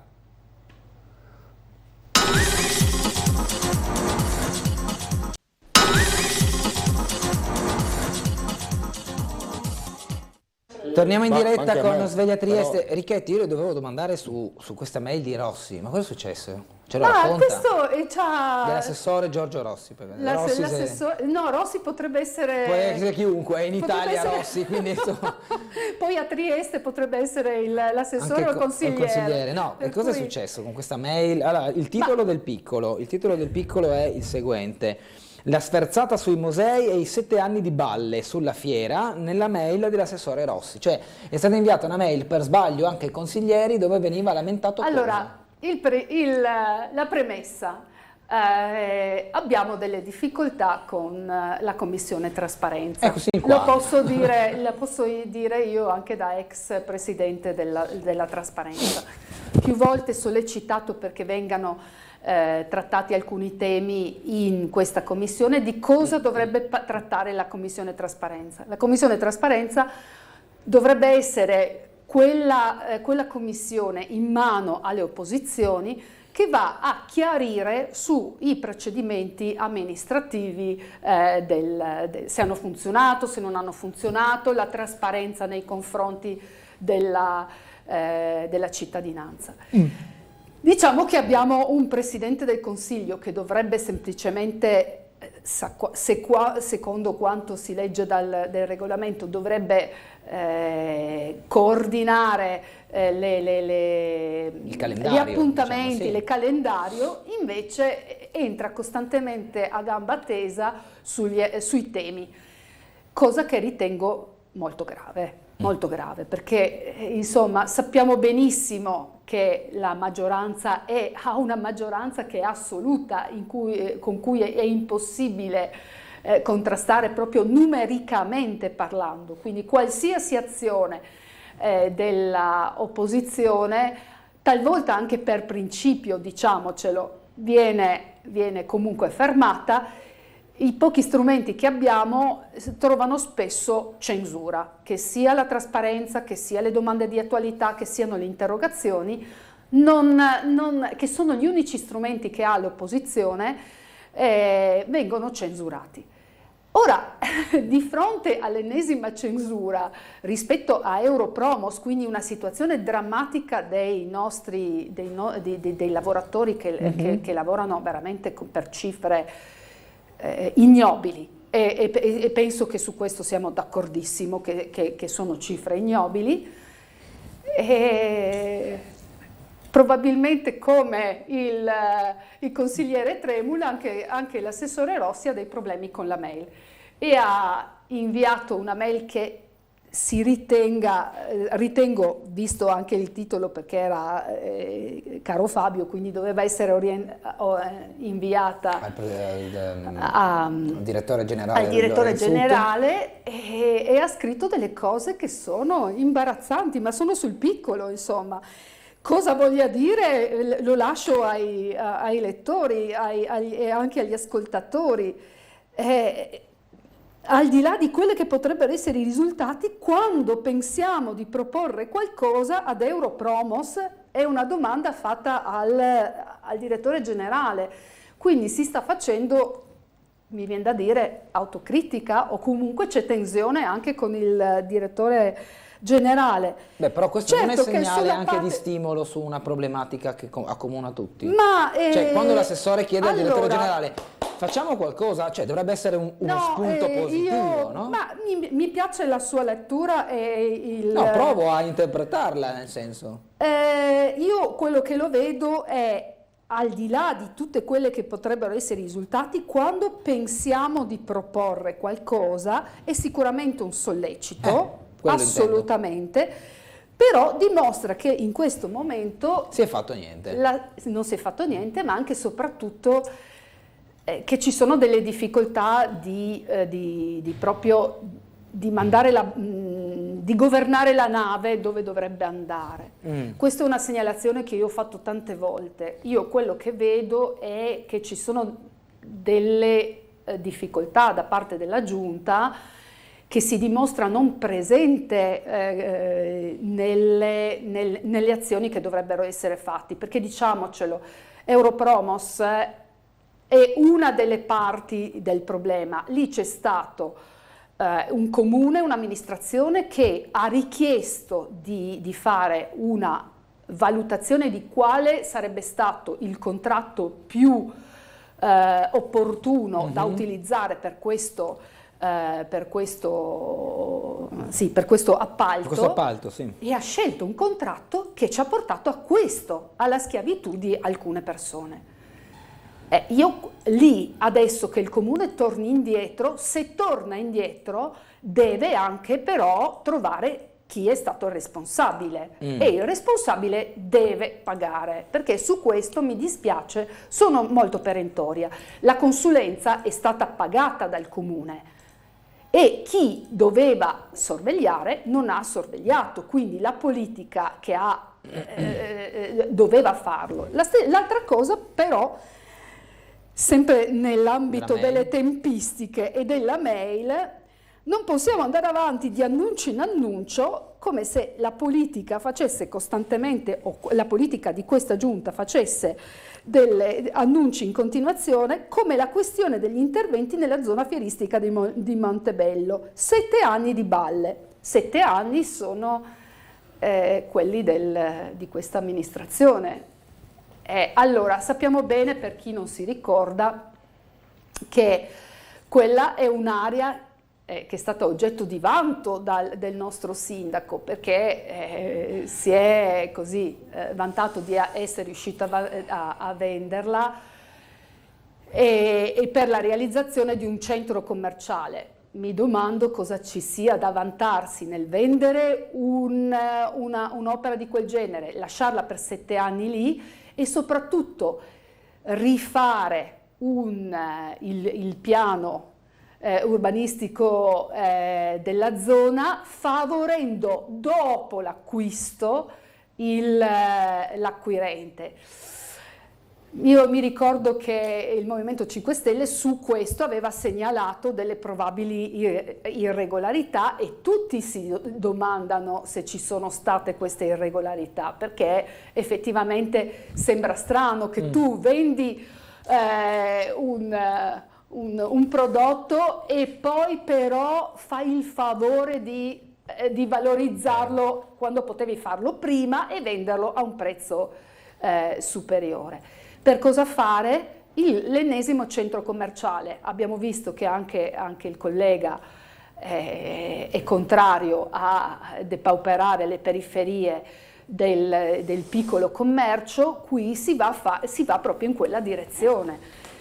E diciamocelo, sono 7 anni di lungaggini in cui ci sono topi, c'è abbandono, ci sono stati anche fatti di cronaca, insomma di nuovo una nave alla deriva. Tremul. Intanto va detto che quando fai delle gare d'appalto, mi riferisco al discorso in questo caso dello scempio pagato a un lavoratore, l'ho detto in commissione, conosco delle persone che fanno questo tipo di lavoro, va detto che quando fai una gara, purtroppo in Italia, ma non solo in Italia, c'è questo discorso sempre delle gare a ribasso, no? Allora tu presenti l'offerta cosiddetta migliore e ti aggiudichi l'appalto. Le gare a ribasso e le regole, lo dico da una vita, per quanto riguarda le gare devono essere cambiate in questo paese. Perché innanzitutto il contratto è un contratto nazionale firmato dai sindacati. Anche questo è vero. D'accordo? Quando io ho fatto la guardia giurata si prendeva 936 euro, se non mi ricordo, di paga, e colleghi erano morti, no? Perché per la rapina io ho sventato, lasciamo stare le cose mie, però obiettivamente è un lavoro anche pericoloso. Benissimo, questo contratto, come tanti altri contratti, quando ti presenti, è firmato dai sindacati a livello nazionale. Io spero che la situazione si sta trovando delle soluzioni da mettere in campo per aiutare queste persone, ma sono per queste, ma sono anche per il mondo del lavoro in generale. I giovani oggi entrano nel mondo del lavoro nella gran parte dei casi con paghe, diciamo, che non ti permettono neanche di vivere dignitosamente, un po' come le pensioni, in taluni casi soprattutto anche le minime. Allora, io tutti questi discorsi li posso condividere, ma ho detto già prima, e l'ho detto nel caso purtroppo delle persone che in questi giorni se la passano male, è un riduttivo, è ora di fare, no? È ora di fare se si vuole assolutamente cambiare marcia. A me sinceramente, un po' come il discorso dell'Atter per esempio, io ho detto prima, e saluto il dottor Ius, la collega non ha la mia stessa sintonia d'onda, parlo a livello rapporto, no? A me non interessa chi è seduto, dove è seduto. Io sono stufo da cittadino, un politico, io resto e sono uno di strada, e sono stufo, fare molta burocrazia per qualsiasi visto cosa. Che hai finito il discorso. No, solo un secondo sul discorso dell'email, non è che io non ho un computer. No, ma... No, volevo dire che non vado in risposta perché così. Io ho il numero di telefono, ho un'email dove mi si comunica, questa sì è privata, ma non ho un computer. Odio il computer, io sono per il touch me. Va bene. I see you. Adesso ok? Allora, for this motive, perdoni, like much the technology. Va bene, That's perdonami, right? non è importante questa parte qui. No, era su questo, per dire anche alla ritornerei. signora, non per l'osservazione fatta. No, io l'avevo buttata in gioco. Proprio odio, mica dacci una martellata. Invece tornerei, attenzione, a farti una domanda, perché nel tuo discorso, nella tua dialettica, sembrerebbe che il comune non poteva fare in nessun'altra maniera. Gli appalti, il comune non può fare nulla, vanno come vanno. Non è così, mi dispiace, non è così. Io dissento invece. Perdonami, non so quante volte ti sei messo di fronte a un appalto. Io ho fatto gare io. Bene, lo fate anch'io. Allora E allora tu sai che per quanto concerne specialmente i servizi, tu puoi mettere delle condizioni e anche in questo caso, come hai visto, è stato pagato una consulenza per scegliere un contratto. Ma si poteva scegliere comunque un altro contratto, ok? Non è che era per il comune era indispensabile. Qui si è messa in condizione le aziende di scegliere il contratto più vantaggioso per il pubblico. Vantaggioso per il pubblico, ma più disastroso per chi veniva assunto. Poi sono d'accordissimo con te, è vero, quel contratto è nazionale, quel contratto va cambiato in sede nazionale, è ignobile che continuino a essere, tanto è vero che il Movimento 5 Stelle continua da sempre a dire dobbiamo andare al minimo, minimo orario garantito per il salario, perché sappiamo benissimo che c'è un problema anche a livello del pubblico, che questo è ignobile, però negli appalti tu puoi mettere paletti, c'è la possibilità addirittura di dire che andrai a privilegiare quelle ditte cambiando il regolamento, mettendo i paletti, come no, inserisci qualcosa. Ma tu di nuovo? No, io sto parlando come amministrazione comunale. Sì, esatto. Nel redigere un appalto, una gara, tu puoi inserire dei paletti e dire io pretendo che ci sia una ditta che in qualche maniera dimostra di garantire la correttezza sociale, fa dei servizi per... Ma può esserci, se non sbaglio, anche un importo minimo, no? C'è un importo minimo, cosa che questo comune non ha fatto. Allora, quello che mi sono sentita dire è stato, ma questo è una questione dei tecnici. No, perdonatemi, è vero che il tecnico redige l'appalto, ma è anche vero che se io come politico sono lì e comincio a vedere che l'appalto per la tranvia è andato male, l'appalto per il Ponte Verde, Ponte Bianco è andato malissimo, e abbiamo pagato consulenze, progetti e così via, l'appalto per la galleria e domani c'è una protesta, è andato anche male, siamo costantemente in balia delle aziende. Allora la politica deve farsi sì, no, scivolano. Quanto può però, dopo lascio la parola anche alla telefonata, quanto può però la politica intromettersi nel redigere gli appalti? Infatti?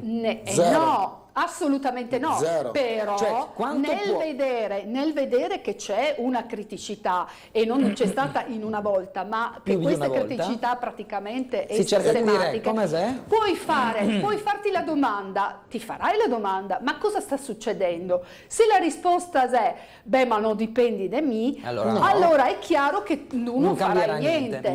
Se invece vai a dire, ma quali sono gli iter degli appalti? Perché in altri comuni non ci sono questi problemi, come hanno risolto gli altri, e vedere che noi abbiamo un numero ridotto di personale nell'ufficio adesso vengono fatte anche delle assunzioni. E ho capito, ma nel frattempo a livello sono sotto organico anche a livello, per esempio, adesso non si sta investendo, abbiamo esternalizzato l'avvocatura, tanto è vero che adesso per fare l'appalto della Uvovia si è dato un contratto all'esterno, quindi non siamo male, siamo malissimo. Se gli uffici non hanno la possibilità di controllare che gli appalti siano stati fatti bene, io mi sono scontrata tante volte, l'ho segnalato e risegnalato sulle strade. Sai cosa mi hanno detto gli uffici? Io non ho personale per andare giù a controllare. Al che uno mi viene da dire, ma se lo ha detto a me, l'avrà detto anche all'assessore, e l'assessore cercherà di trovare una soluzione. Questo è quello che io obietto. Allora, Tremul, velocemente, poi la telefonata. Sì, velocemente, nel senso che le assunzioni in questo periodo si stanno facendo a parte l'esternalizzazione della collega Richetti che ha detto per quanto riguarda diciamo, il discorso legale, però obiettivamente stanno facendo. Erano sotto organico, ci sono un sacco di persone che vanno in pensione, io ribadisco se si vuole, perché già la differenza di dire un comune fa una cosa, un comune fa un altro, vuol dire che sotto sotto, spero e auspico, il cambiamento, ripeto da una vita, lo sto dicendo, delle gare di appalto nelle modalità. Poi tu come politico puoi dare delle indicazioni, ma finché non cambiano queste regole, oggettivamente sarà sempre difficile. Quindi Puoi cambiare il farlo codice degli appalti. difficile dal mio punto di vista. Difficile, poi concordo che è ora, come ho detto prima, Non sto dicendo troviamo sia la facile. soluzione. La soluzione è troviamo la soluzione, perché se tra gente di buona volontà la soluzione è anche intelligente, io non sono tale, però normalmente si deve trovare una soluzione. Sentiamo una telefonata, buongiorno. Buongiorno. Prego. Buongiorno. Sentite, sì, una riflessione, cioè io sono molto delusa, sono un po' vecchiotta e da quando ero piccola mi sono sentita comunque denigrata a Trieste, dunque di conseguenza voglio dire, chi paga in politica? Nessuno si prende mai la responsabilità di dire sì, abbiamo sbagliato, ho sbagliato, pago, me ne vado. Non so, vado a scovare per terra per esempio, visto che non sono capace di far quel. Cioè, però sinceramente chi paga tutto questo? Noi, gente comune? Cioè, è una cosa veramente vergognosa. E poi tutti i problemi che ci sono da anni, non è che adesso si risolveranno, perché non ci sono nemmeno persone negli uffici che lavorano, non ci sono più persone praticamente nella sanità, che anche questo è un grande punto di domanda. Io domani riuscirò a curarmi? Io direi di no, perché non ce la faccio con i soldini, parliamoci chiaro.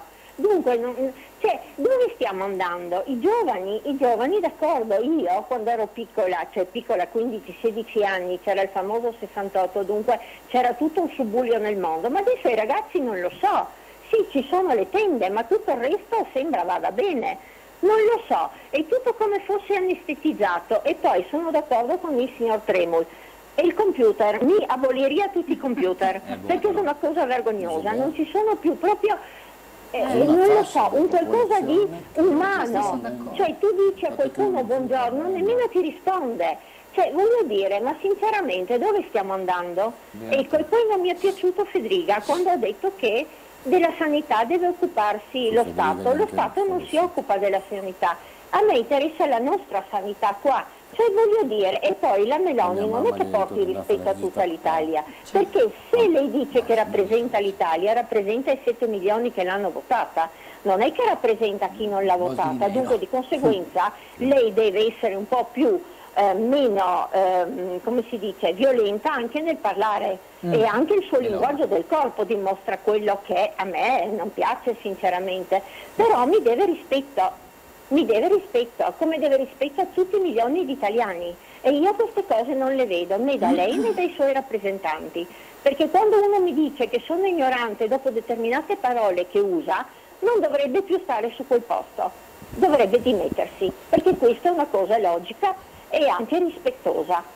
E non so che dire, io veramente sono molto molto delusa, anche perché insomma con una pensioncina che prendi dopo 40 anni devi misurare anche il centesimo e questa è una vergogna. E sembra anche che se tu ti sei pagato una casa, tutto sommato, non so, sei colpevole davanti all'Europa, davanti a tutti adesso, stiamo scherzando? Ma ragazzi, dove stiamo andando? Scusatemi, questo è uno sfogo, ma comunque uno in politica deve pagare, perché se rappresenta la politica hanno sbagliato, indifferente chi, si paga. Come paghiamo noi sul lavoro? Perché se tu sul lavoro hai sbagliato ti arriva la lettera, d'accordo?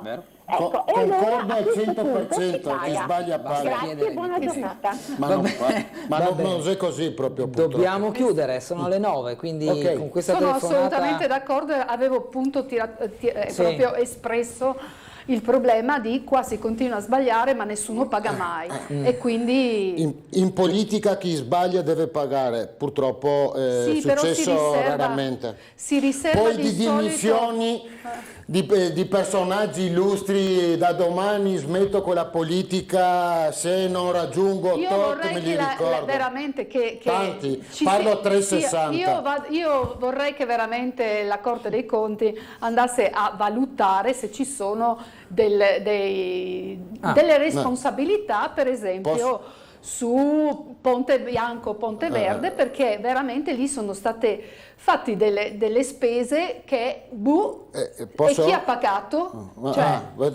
Io sono veloce. Chi sbaglia paga, sì, veloce.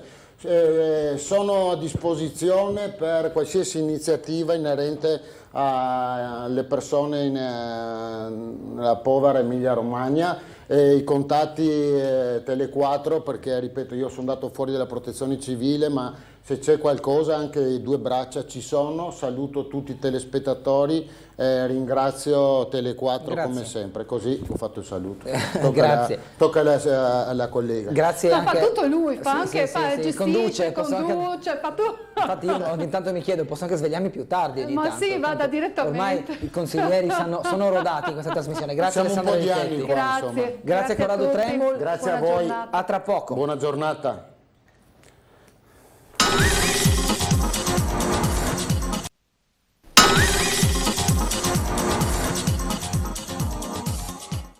Trovati in diretta con Sveglia Trieste, è piacere di avere in studio Maurizio Bucci, ben ritrovato. Grazie a voi dell'invito. Esperto del settore turistico e crocieristico in particolare, noi di questo ci stiamo concentrando da diverso tempo, anche perché le vediamo le navi bianche a Trieste, che sono talvolta anche a coppie, molto spesso sulle rive ne vediamo due, poi le vediamo anche in settimana, soprattutto il fine settimana.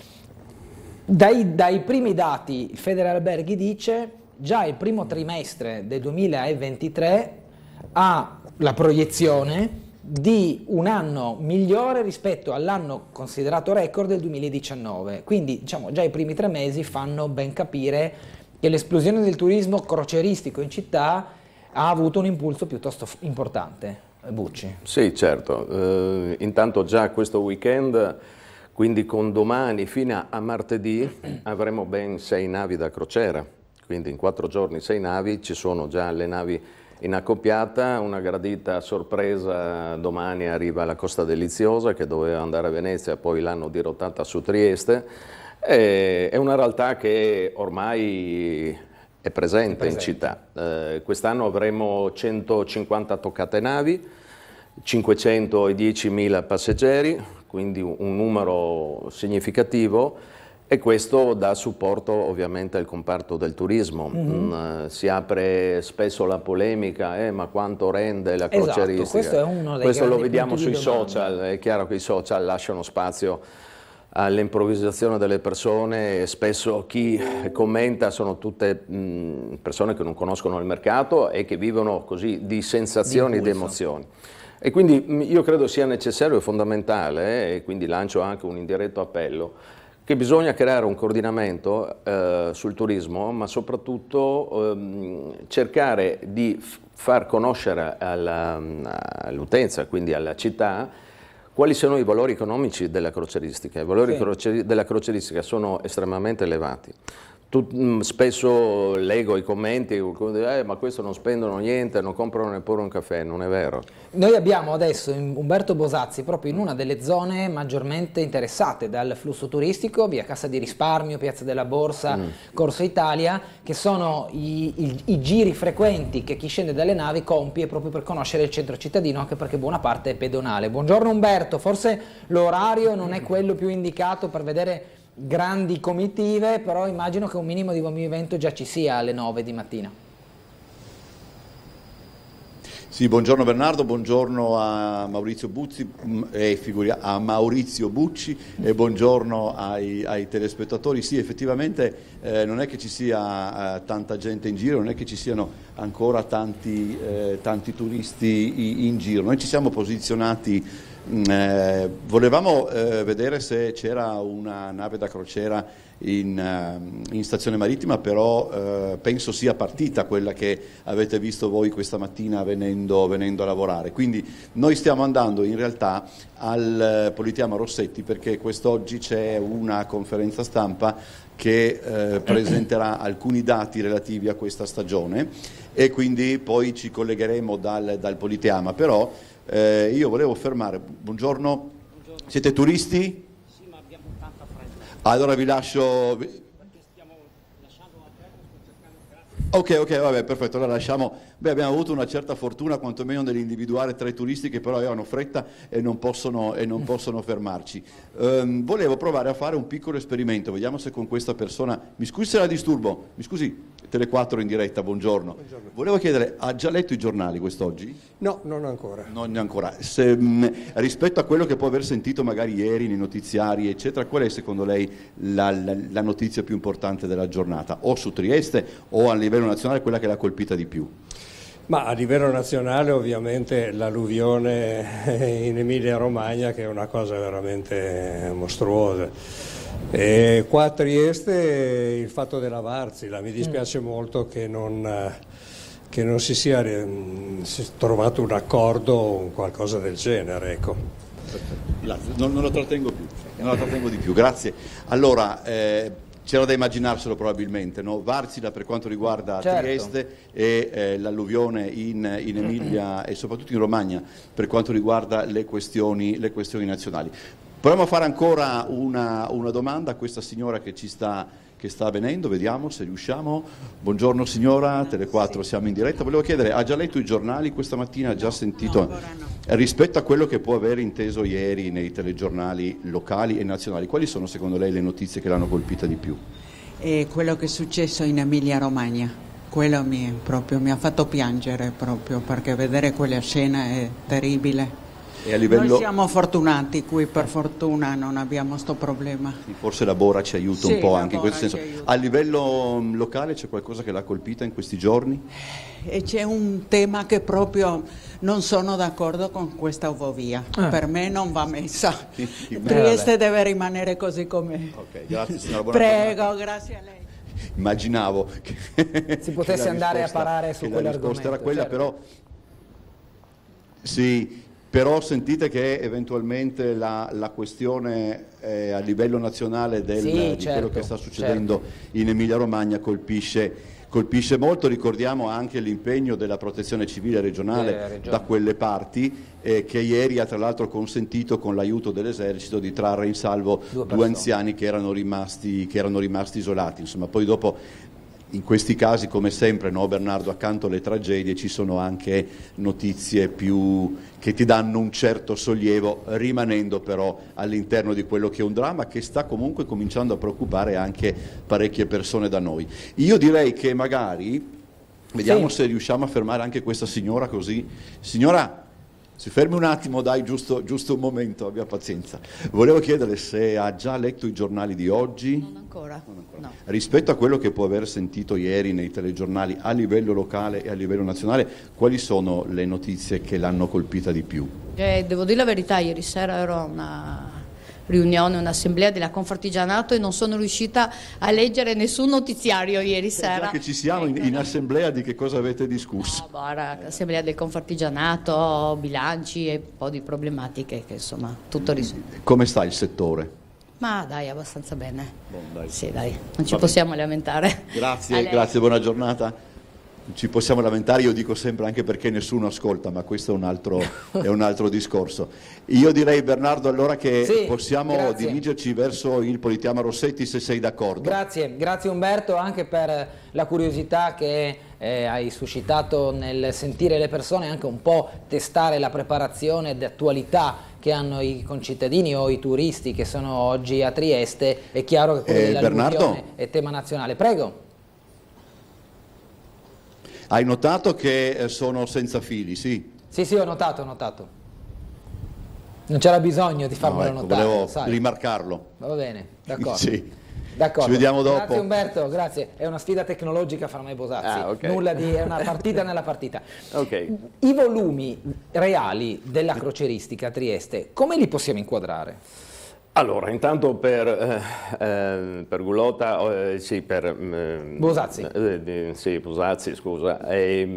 Oggi non era la giornata giusta, domani avremo 2 navi in contemporanea, quindi Benissimo. a quest'ora la città sarà sicuramente piena. Ok, Chiudo la giusto parentesi. per Ecco, passaggio domani di nuovo per vedere il cambio di scena. Quindi Okay. sabato, domenica, lunedì e martedì, ben 6 navi da crociera, ci sarà un gran bel movimento. Dove vanno 6 navi? 2 stazioni marittima? Le altre?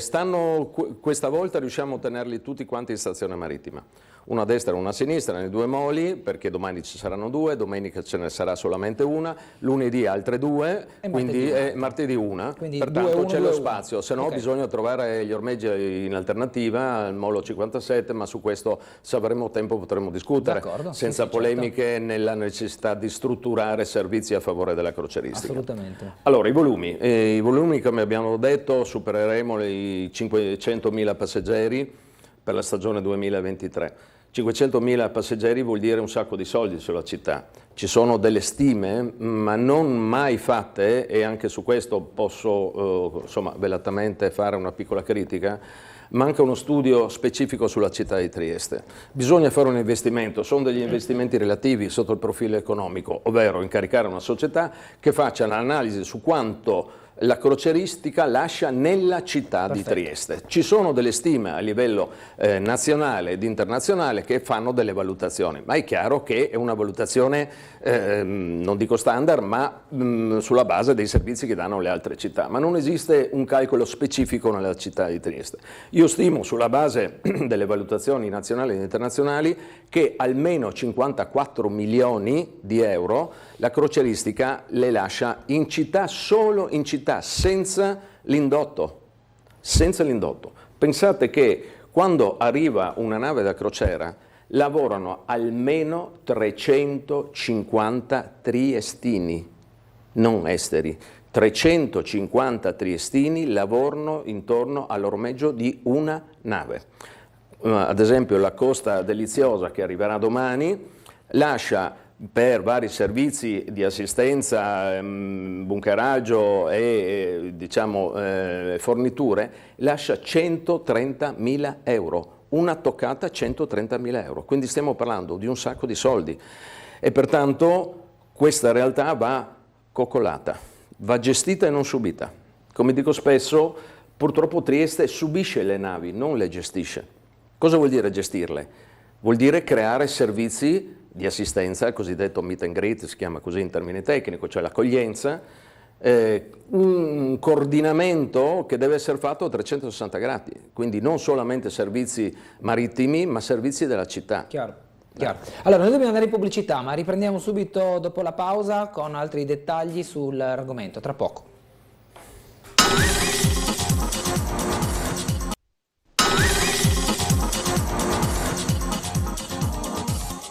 Nuovo in diretta con Sveglia Trieste in compagnia di Maurizio Bucci, esperto del settore turistico della croceristica. Abbiamo una telefonata, buongiorno.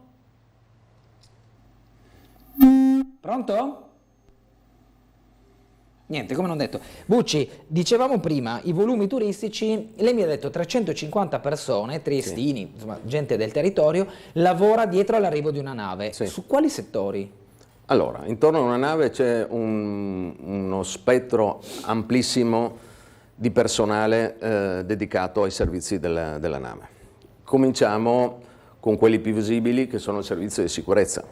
La sicurezza è divisa in 2 settori, la classica sicurezza di verifica e controllo del traffico, e la sicurezza invece è quella armata, quindi specializzata con dei corsi specifici, quindi stiamo parlando di personale preparato, non gente improvvisata, con degli stipendi dignitosi.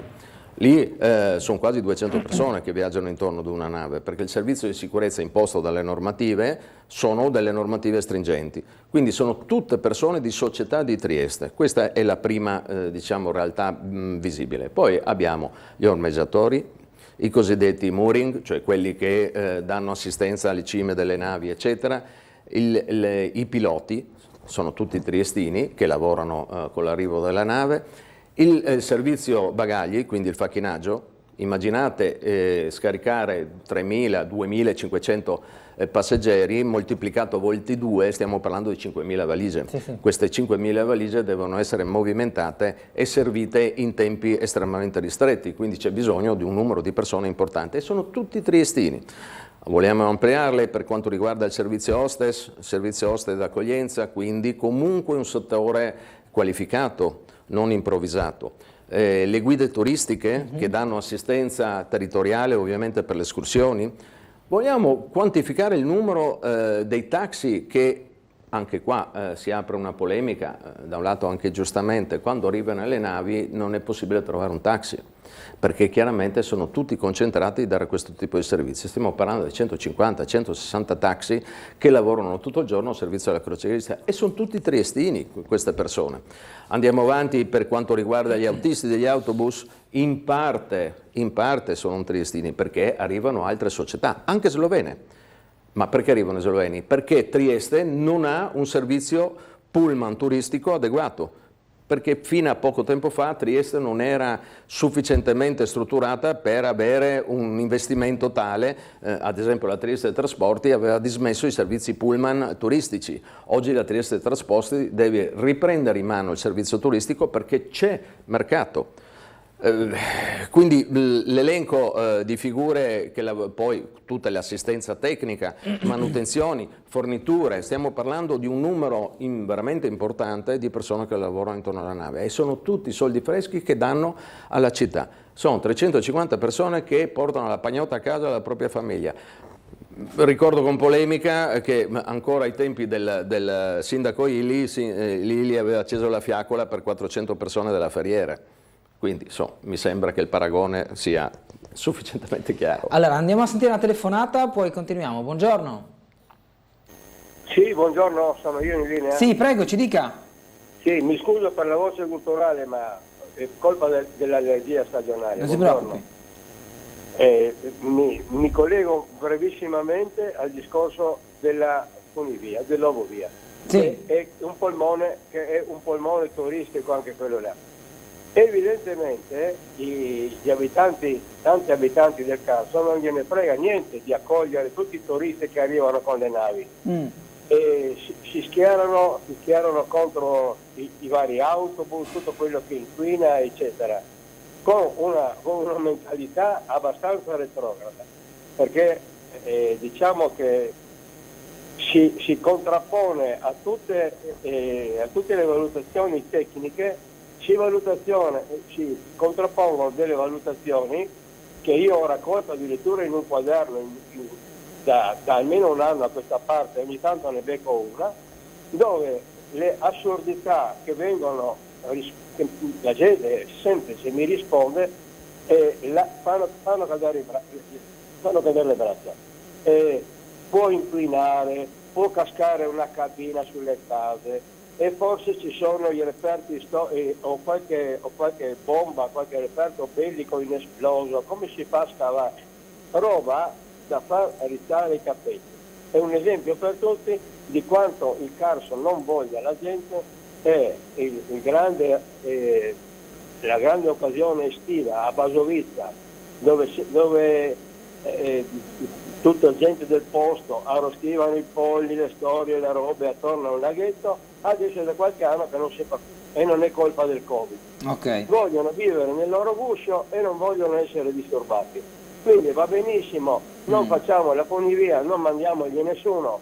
Ma le valutazioni, io sono assolutamente favorevole. Spero che venga fatta l'ovovia, spero ardentemente. Vedremo. Però vuol dire che la mentalità degli abitanti del Carso abbiamo inteso da parte sua. Non è quella dell'accoglienza, ma è quella della chiusura. Grazie.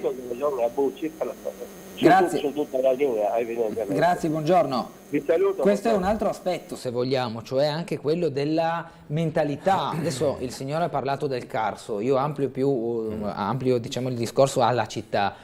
Una città come Trieste, che si ritrova a essere maggiormente turistica rispetto a prima, deve essere anche predisposta a, fra virgolette, sopportare i disagi che ne comporta. Sì, sicuramente manca la cultura turistica. Trieste è una città abbastanza chiusa, quindi grandi cambiamenti come la proposta dell'Ovovia crea subito tensione, preoccupazione e comitati contro. Io dico sempre, tutte le proposte innovative, i nuovi progetti che hanno un valore devono avere le critiche. Un'innovazione senza critica è un'innovazione che non vale niente, c'è niente da fare. E l'Ovovia ha aperto un dibattito indubbiamente importante. Voglio fare un parallelismo ormai lontano. Andate a ricercare le polemiche che allora venivano fatte per l'interramento della Pineta di Barcola. La Pineta di Barcola non esisteva ovviamente, è stata interrata. In quel momento era una guerra atomica cittadina simile a quella dell'Ovovia, perché il mare è una vergogna, andiamo a toccare le rive, eccetera, eccetera. Provate oggi a demolire la Pineta. Questo cosa vuol dire? Vuol dire che poi alla fine la gente si abitua. Un altro esempio idiota è la ruota panoramica vicino a Buckingham Palace. Londonai. A Londra ha rovinato lo skyline della città, perché di fronte a un palazzo storico gli metti una ruota panoramica da Luna Park, è stata una scelta, come dire, molto coraggiosa. Sì. Ormai quella ruota panoramica fa parte della città di Londra. E allora di cosa stiamo parlando? Quindi chiudiamo qua l'argomento, perché l'Ovovia è un argomento sicuramente molto complesso. Quello che certamente manca a Trieste manca un po' la cultura del turismo, perché lo stiamo subendo. È esploso, ma c'è un motivo perché il turismo è esploso in città. Nulla viene a caso. Il turismo è una scienza perfetta, che va studiata, una scienza economica, una scienza che ha delle potenzialità di risvolto territoriale importante, ma non può essere improvvisata, perché l'improvvisazione non dura. Il rischio del nostro turismo, come del resto la presenza delle navi in città, ha un tempo limitato se non siamo in grado di strutturarci per dar servizi adeguati. Il turismo a Trieste è scoppiato, io avrò forse la malattia nei confronti della crocieristica, ma facciamo un'attenta analisi. Da quando è iniziato il rilancio sensibile delle navi a crociera in città? In una certa fascia temporale. E guarda caso, nella stessa fascia temporale, l'anno dopo, ha cominciato la crescita turistica. Perché? Perché non basta fare comprare una pagina del Corriere della Sera e scrivere Trieste è bella, perché chiaramente questo non è sufficiente per fare un'azione di promozione. Immaginate i milioni, perché ormai stiamo parlando di milioni di turisti che sono venuti in città grazie alle navi e sono rimasti colpiti, affascinati dalla nostra città, perché la nostra città, oltre ad essere bella, perché ovviamente siamo triestini e l'amiamo, però Trieste ha l'effetto sorpresa, perché la gente è convinta di arrivare in una cittadina provinciale, invece quando arriva in città, per l'austerità dei suoi palazzi, della piazza, del clima che si respira, rimane affascinata e quindi fa promozione, è una promozione gratuita, inevitabilmente poi ritornano, perché ovviamente quando uno scende con la nave sta 6, 7, 8 ore, sono poche, insufficienti per conoscere la città, e poi ritornano con gli aerei, ritornano con i treni, ritornano a visitarla, addirittura comprano. Un amico che ha un'agenzia immobiliare mi ha detto: Maurizio, tu non hai idea quanti crocieristi comprano casa in città. Io ho detto: crocieristi che comprano la casa? Sì, perché sono venuti con la nave, si sono innamorati di Trieste e hanno voluto comprarci la seconda casa in città. Quindi capite che è una promozione importante e ha consentito alla città di avere una presenza turistica rilevante, come diceva prima il rappresentante degli albergatori. Però è fondamentale gestirla. Se lei dovesse scegliere un intervento, tra virgolette, urgente, o almeno il primo da dover fare in città per fare in modo che questa accoglienza, questo servizio, questa gestione sia ottimizzata, e qua parlo a tutto spiano, dall'ambiente ai posteggi, dal traffico ai servizi, quale sceglierebbe lei? Prima di tutto organizzare e strutturare un coordinamento. Okay. Questo è fondamentale. Che oggi non c'è? Oggi non c'è. Non è TTP che gestisce? Ma TTP è il terminalista, okay. Il TTP è quello che gestisce gli ormeggi, la stazione marittima. Manca il coordinamento con tutto il territorio, con tutti i servizi, quindi la prima cosa da fare, non lo so chi potrebbe farlo certamente il Comune di Trieste in collaborazione con la Camera di Commercio, organizzare un organismo di coordinamento per fare esperienza, proporre soluzioni migliorative e individuare le criticità. Questa è la prima cosa da farsi, in assoluto, perché il turismo spazia veramente a 360 gradi, la crocierista ancora di più, dalla logistica, quindi dalla necessità della realizzazione di una nuova stazione marittima, con l'elettrificazione delle banchine, con la metanizzazione delle banchine, perché il futuro delle navi vanno a metano, quindi bisogna dargli carburante a queste, se non altre forme di. Quindi creare strutture, infrastrutture, ma creare servizi.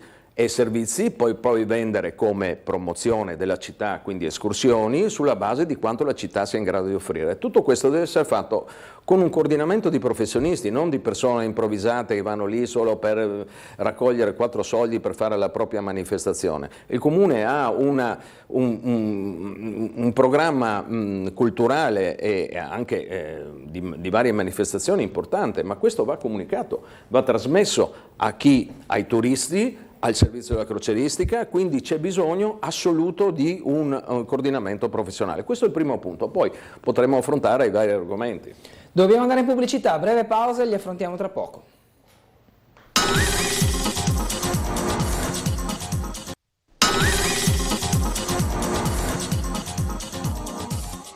Torniamo in diretta con Sveglia Trieste in compagnia di Maurizio Bucci, esperto di crocieristica e turismo. Ci sono i lati pro e lati contro, no? Delle due facce della medaglia quando si parla di crocieristica. Molto si dice dell'impatto ambientale che hanno le navi. Sì, allora, le due critiche ricorrenti, sempre che leggiamo dalle persone che conoscono poco il mercato, sono due. Uno, inquina, la nave inquina, l'altra la carenza dei parcheggi sulle rive. Allora, sfanghiamo subito il primo argomento, il discorso inquinamento. Indubbiamente le navi hanno i motori accesi al minimo in sosta. L'alternativa è quella di elettrificare le banchine, come io propongo ormai da 16 anni, elettrificare le banchine affinché si possano spegnere i motori per i servizi di bordo, quindi non la propulsione. Attenzione signori, ci sono delle normative europee estremamente precise e stringenti.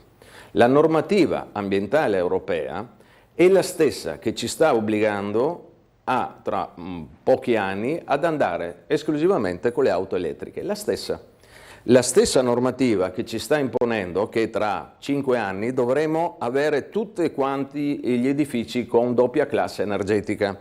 Quella stessa normativa pone dei limiti di inquinamento alle navi da crociera. Quindi con questo abbiamo chiuso la parentesi. Se un comandante o il direttore di macchina, che è responsabile della propulsione della nave, sfora questi dati che vengono monitorati ogni ora, c'è un sistema di rilevamento sui camini che rileva l'inquinamento ogni ora. Se il dato sfora, perché viene tutto registrato, il comandante, il direttore di macchina rischia l'arresto. Quindi stiamo parlando di cose importanti e gravi, quindi nessuno fa il furbo. Dopo potremmo dire dovremmo ridurre questo principio, non spetta alla città di Trieste, non spetta alla nave, ma spetta alla stessa comunità europea che ci sta imponendo delle norme ridicole. Quindi se ci impongono questo fatto di dover andare avanti con le macchine elettriche, vuol dire che tanto grave non è l'inquinamento delle navi. E qua la chiudiamo la parentesi. Ma c'è una stima di quanto inquina una nave? Ma sì, ci sono dei dati, sì. Ci sono dei dati che portano indubbiamente, cioè, il fumo c'è, l'inquinamento c'è, ma un inquinamento entro la soglia europea. Basta, punto. Chiaro, quindi rivolgersi all'Europa. Bisogna, tra un anno ci saranno le elezioni europee, mandiamo i nostri rappresentanti e andiamo a dire che la nave deve inquinare a zero. L'obiettivo sicuramente c'è, basta elettrificare la banchina, ma questa è una volontà territoriale, attenzione, quindi questo spetta a noi, le compagnie sono pronte. Il futuro delle navi vanno avanti a metano ed altre forme di propulsione che stanno studiando, quindi sicuramente l'elettrico e quindi bisogna dargli i servizi, basta, punto. L'idrogeno, tra l'altro, è il futuro della propulsione. Ma per l'amor di Dio, però in questo momento le norme sono rispettate, quindi la preoccupazione dell'inquinamento, non dico non ci sia, però non è come si fa vedere. Ecco. Ok, adesso è più chiaro. Allora, ci spostiamo nuovamente da Umberto Bosazzi, che vedo essere all'interno del Teatro Stabile del Friuli Venezia Giulia, in compagnia del presidente Grambassi. Buongiorno Umberto. Bernardo, buongiorno di nuovo in compagnia, appunto, come hai detto tu, del Teatro Stabile del Friuli Venezia Giulia, Francesco Grambassi. Tra un'oretta, se non mi sbaglio, ci sarà una conferenza in cui, come dicevo prima, alcuni riguardo la stagione 2020. Umberto, noi abbiamo una ricezione a scatti del segnale, motivo per cui ora siamo rientrati noi in studio nell'attendere che si perfezioni questo collegamento, e aspetto anche io o da parte tua o da parte della regia un'indicazione se è stato ripristinato in maniera migliore questo collegamento interno. Ti abbiamo già intanto comunque visto in compagnia di Grambassi proprio per delineare i tratti di questa stagione teatrale. Bucci, le ridomando sul turismo un aspetto. Molti vengono a Trieste ma poi visitano Venezia, vanno a Lubiana. C'è questa sorta di arrivo a Trieste ma perché è il punto più vicino per andare dove voglio io, oppure c'è un coinvolgimento che comunque beneficia anche il territorio, il Carso o le zone della regione? Sì, questo esiste e paradossalmente questo va proposto. Perché? Ce lo spieghi? Perché il termine è compasso 90. Cos'è il compasso 90? 90 minuti, sono l'ora e mezza, il 90 minuti per il trasferimento accettabile per fare un'escursione. Perché superando i 90 minuti, l'ora e mezza, quindi 3 ore andata e ritorno, con quale spostamento, il turista non l'accetta più perché diventa pesante per fare un'escursione. Allora se noi mettiamo un compasso 90 e facciamo un cerchio, vediamo che su Trieste a 90 minuti andiamo dappertutto. Andiamo a Venezia, andiamo in montagna, andiamo a Lubiana, quindi Slovenia, andiamo in Croazia. Andiamo anche in Austria, anche se molti dei croceristi sono austriaci, quindi di tornare in Austria non hanno interesse. Però. Esatto. Quindi noi abbiamo una potenzialità turistica eccezionale e non dobbiamo aver paura nel dire il turista viene qua e dopo va a Venezia, ma beata l'ora.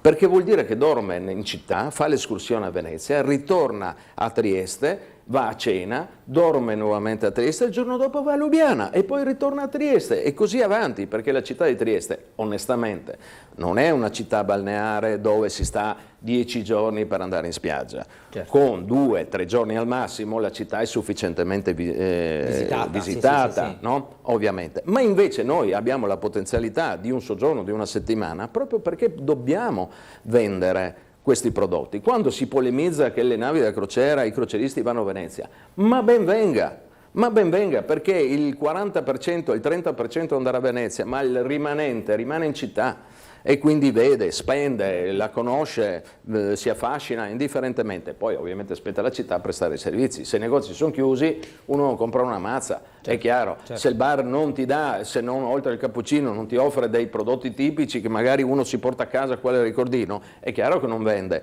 Ma questo spetta alla capacità imprenditoriale e territoriale. Questo poi è magari anche una parentesi che possiamo riaprire tra un attimo. Proviamo di nuovo con Umberto Bosazzi, che lo vedo adesso un poco più fluido nell'inquadratura. Di nuovo a te la linea. Un po' più fluido? Fluido. Allora, dicevamo anche prima, siamo in compagnia del presidente del Teatro Stabile del Friuli Venezia Giulia, Francesco Grambassi. Tra un po' ci sarà una conferenza stampa in cui verranno comunicati alcuni dati relativi alla stagione 2022-2023 che altre volte in questo periodo avremmo detto si sta concludendo, invece la stagione è ancora in corso perché ci sono anche altri appuntamenti in attesa poi del Fantasma dell'Opera a luglio. Siamo autorizzati a divulgare il dato che riguarda le presenze, che è un dato notevole di per sé, ma è un dato notevole anche, Presidente, se valutato negli ultimi 10 anni, se non mi sbaglio. Beh, è un dato record per quanto riguarda gli ultimi 10 anni, siamo arrivati a 162.319 presenze all'interno del Teatro Rossetti in questa stagione, e appunto un dato che non si vedeva da 10 anni. Questo è molto significativo tenendo conto che è la prima vera stagione post-Covid, e quindi aver raggiunto dei numeri così significativi in termini di presenze naturalmente è un qualcosa che neppure noi ci saremmo aspettati a inizio stagione, pur nella consapevolezza di aver presentato una stagione veramente eccellente, ma recuperare in tempi così brevi, in maniera così entusiasmante, era imprevedibile. Che cosa ha funzionato di più, senza svelare troppo? Secondo me la cosa che ha funzionato meglio per il Rossetti è stato proprio questo suo essere politeama e voler confermare questa sua vocazione da politeama, ovvero sia un'offerta a 360 gradi, più un grado, mi permetto di dire, perché troviamo sempre qualcosa in più da poter offrire al nostro pubblico, e quindi proprio la varietà è un cartellone che è stato in grado di intercettare gusti molto diversi, cogliendo anche fasce trasversali di età. C'è da dire anche, riprendendo quello cui accennavo prima, che appunto da qualche anno a questa parte la stagione si prolunga, cioè una volta d'estate c'era poco, quest'estate penso che lo possiamo quantomeno accennare, tornano anche gli appuntamenti all'interno del Castello di Miramare, fra l'altro nel computo degli spettatori mancano quelli che hanno già acquistato il biglietto per il Fantasma dell'Opera, quindi insomma c'è stata, diciamo, verrebbe da dire, una sorta di piccola rivoluzione silenziosa, passo dopo passo le cose cambiano paradossalmente in maniera importante. Sì, il Phantom non l'abbiamo considerato in questo numero, anche perché il Phantom lo consideriamo come magnifica anteprima della stagione 23-24, quindi non lo consideriamo parte della stagione 22-23, altrimenti i risultati sarebbero stati ancora più clamorosi. Mi piace questa immagine di una rivoluzione fatta passo dopo passo. Per noi la cosa più importante è che il territorio dell'intera regione e di un'area più allargata possa continuare a godere il più possibile delle proposte del Rossetti. Per noi il nostro pubblico è l'elemento fondamentale, l'infa vitale, vedere come partecipano, come ci consigliano, come ci sostengono, e credo sia la maggior soddisfazione che chi lavora per questo teatro possa avere e ottenere. Adesso farò contento Bernardo Gullotta citando un film che a lui piace, parafrasando una battuta di un film che a lui piace, nel senso che da grandi risultati come questi che avete ottenuto in questo anno derivano grandi responsabilità ed immagino anche, come dire, indicazioni pro futuro. Certamente, continuiamo a pensare ogni momento alle stagioni successive, stiamo già pensando al 2025, 26, addirittura al 27, quindi c'è una progettualità continua affinché Trieste possa rimarcare ulteriormente questo suo ruolo di primo piano nel mondo del teatro, non solo italiano, ma direi a questo punto internazionale. Ultima domanda, così mi collego un pochettino, Bernardo, a quello di cui stavate discutendo prima assieme a Maurizio Bucci. Si va affermando anche il ruolo del Politeama Rossetti, dello Stabile, ma anche delle altre istituzioni culturali triestine in un contesto turistico. Ecco, sì. Ci è voluto un pochettino magari, però ormai ci siamo, insomma. Sicuramente non è un segreto, questo l'abbiamo già svelato nei giorni scorsi. Attualmente gli spettatori che accorreranno a Trieste per vedere il Phantom arrivano da 60 nazioni diverse. Nazioni vicine, ma anche nazioni le più lontane che ci siano, dalla Nuova Zelanda, dall'Australia, e arrivano numerosi. Avremo 500 spettatori da Londra. Questo fa capire, fa intuire quanto possa essere il valore aggiunto per il territorio, anche da un punto di vista economico e quindi non solo culturale, con un'istituzione come il Teatro Rossetti operando in questo modo possa produrre. Io direi che se non ci sono domande da studio possiamo restituire la linea, Bernardo. Sì, grazie. Noi ora ci collegheremo anche a questa ultima battuta che ha riguardato, diciamo, il settore turistico correlato a quello teatrale, quello che poi può essere anche una segmentazione del turismo, Bucci, in merito a diverse attività, perché esiste un turismo diciamo generico, chi vuole visitare una città per la propria cultura perché gli è stata consigliata, chi invece sceglie un luogo perché lì vi sono attrezzature impianti sportivi e quindi diventa un turismo sportivo, chi invece sceglie un turismo culturale, chi lo sceglie religioso anche, esiste questa fattispecie. Ce ne sono tanti. Trieste quale può cavalcare come suo punto di forza? Ma il suo punto di forza è, come ho detto prima, l'effetto sorprese. È una città relativamente poco conosciuta, il fascino che trasmette, il fascino mitteleuropeo della sua struttura proprio urbanistica, è quello che ammaglia di più ai turisti. È una città tranquilla rispetto alla media nazionale, quindi ti dà una sensazione di relativa sicurezza e questo rassicura ovviamente il turista, e poi offre uno spazio a 360 gradi. Che da un lato è positivo perché ovviamente riesce a toccare i vari gusti e delle esigenze del turista, ma dall'altro può essere pericoloso in quanto non riesce a fare un'azione specifica di promozione. Ecco perché ritorno al ragionamento iniziale e fondamentale della cabina di regia, del coordinamento di promozione di tutti i servizi che la città di Trieste offre, come quello ovviamente del Politeama Rossetti. Tutto questo deve essere coordinato e condiviso, perché così riusciamo a sfruttare a pieno, al massimo, le potenzialità della nostra città. Come ricordava prima nel servizio, la pianificazione deve essere fatta con l'occhio lungo. Se non hai una visione strategica dello sviluppo turistico e anche crocieristico della città a 10 anni, perché la concorrenza è vivace, la concorrenza è feroce. Chi ha capito il mercato del turismo, chi ha capito il mercato della crocieristica è aggressivo, si struttura perché vuole portare a casa i soldi.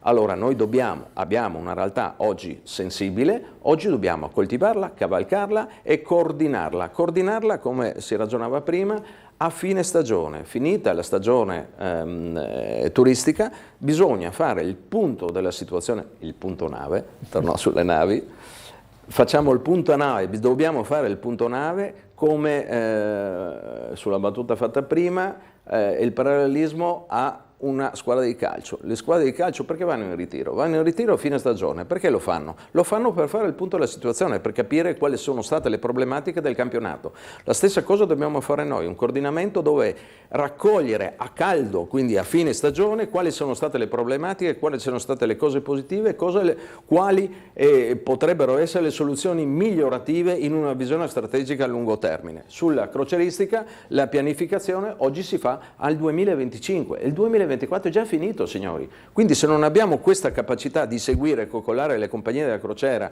per il 2026 non andiamo da nessuna parte. Sentiamo una telefonata, buongiorno. Buongiorno a lei e a Bucci, Buongiorno. È molto piacere di rivederlo.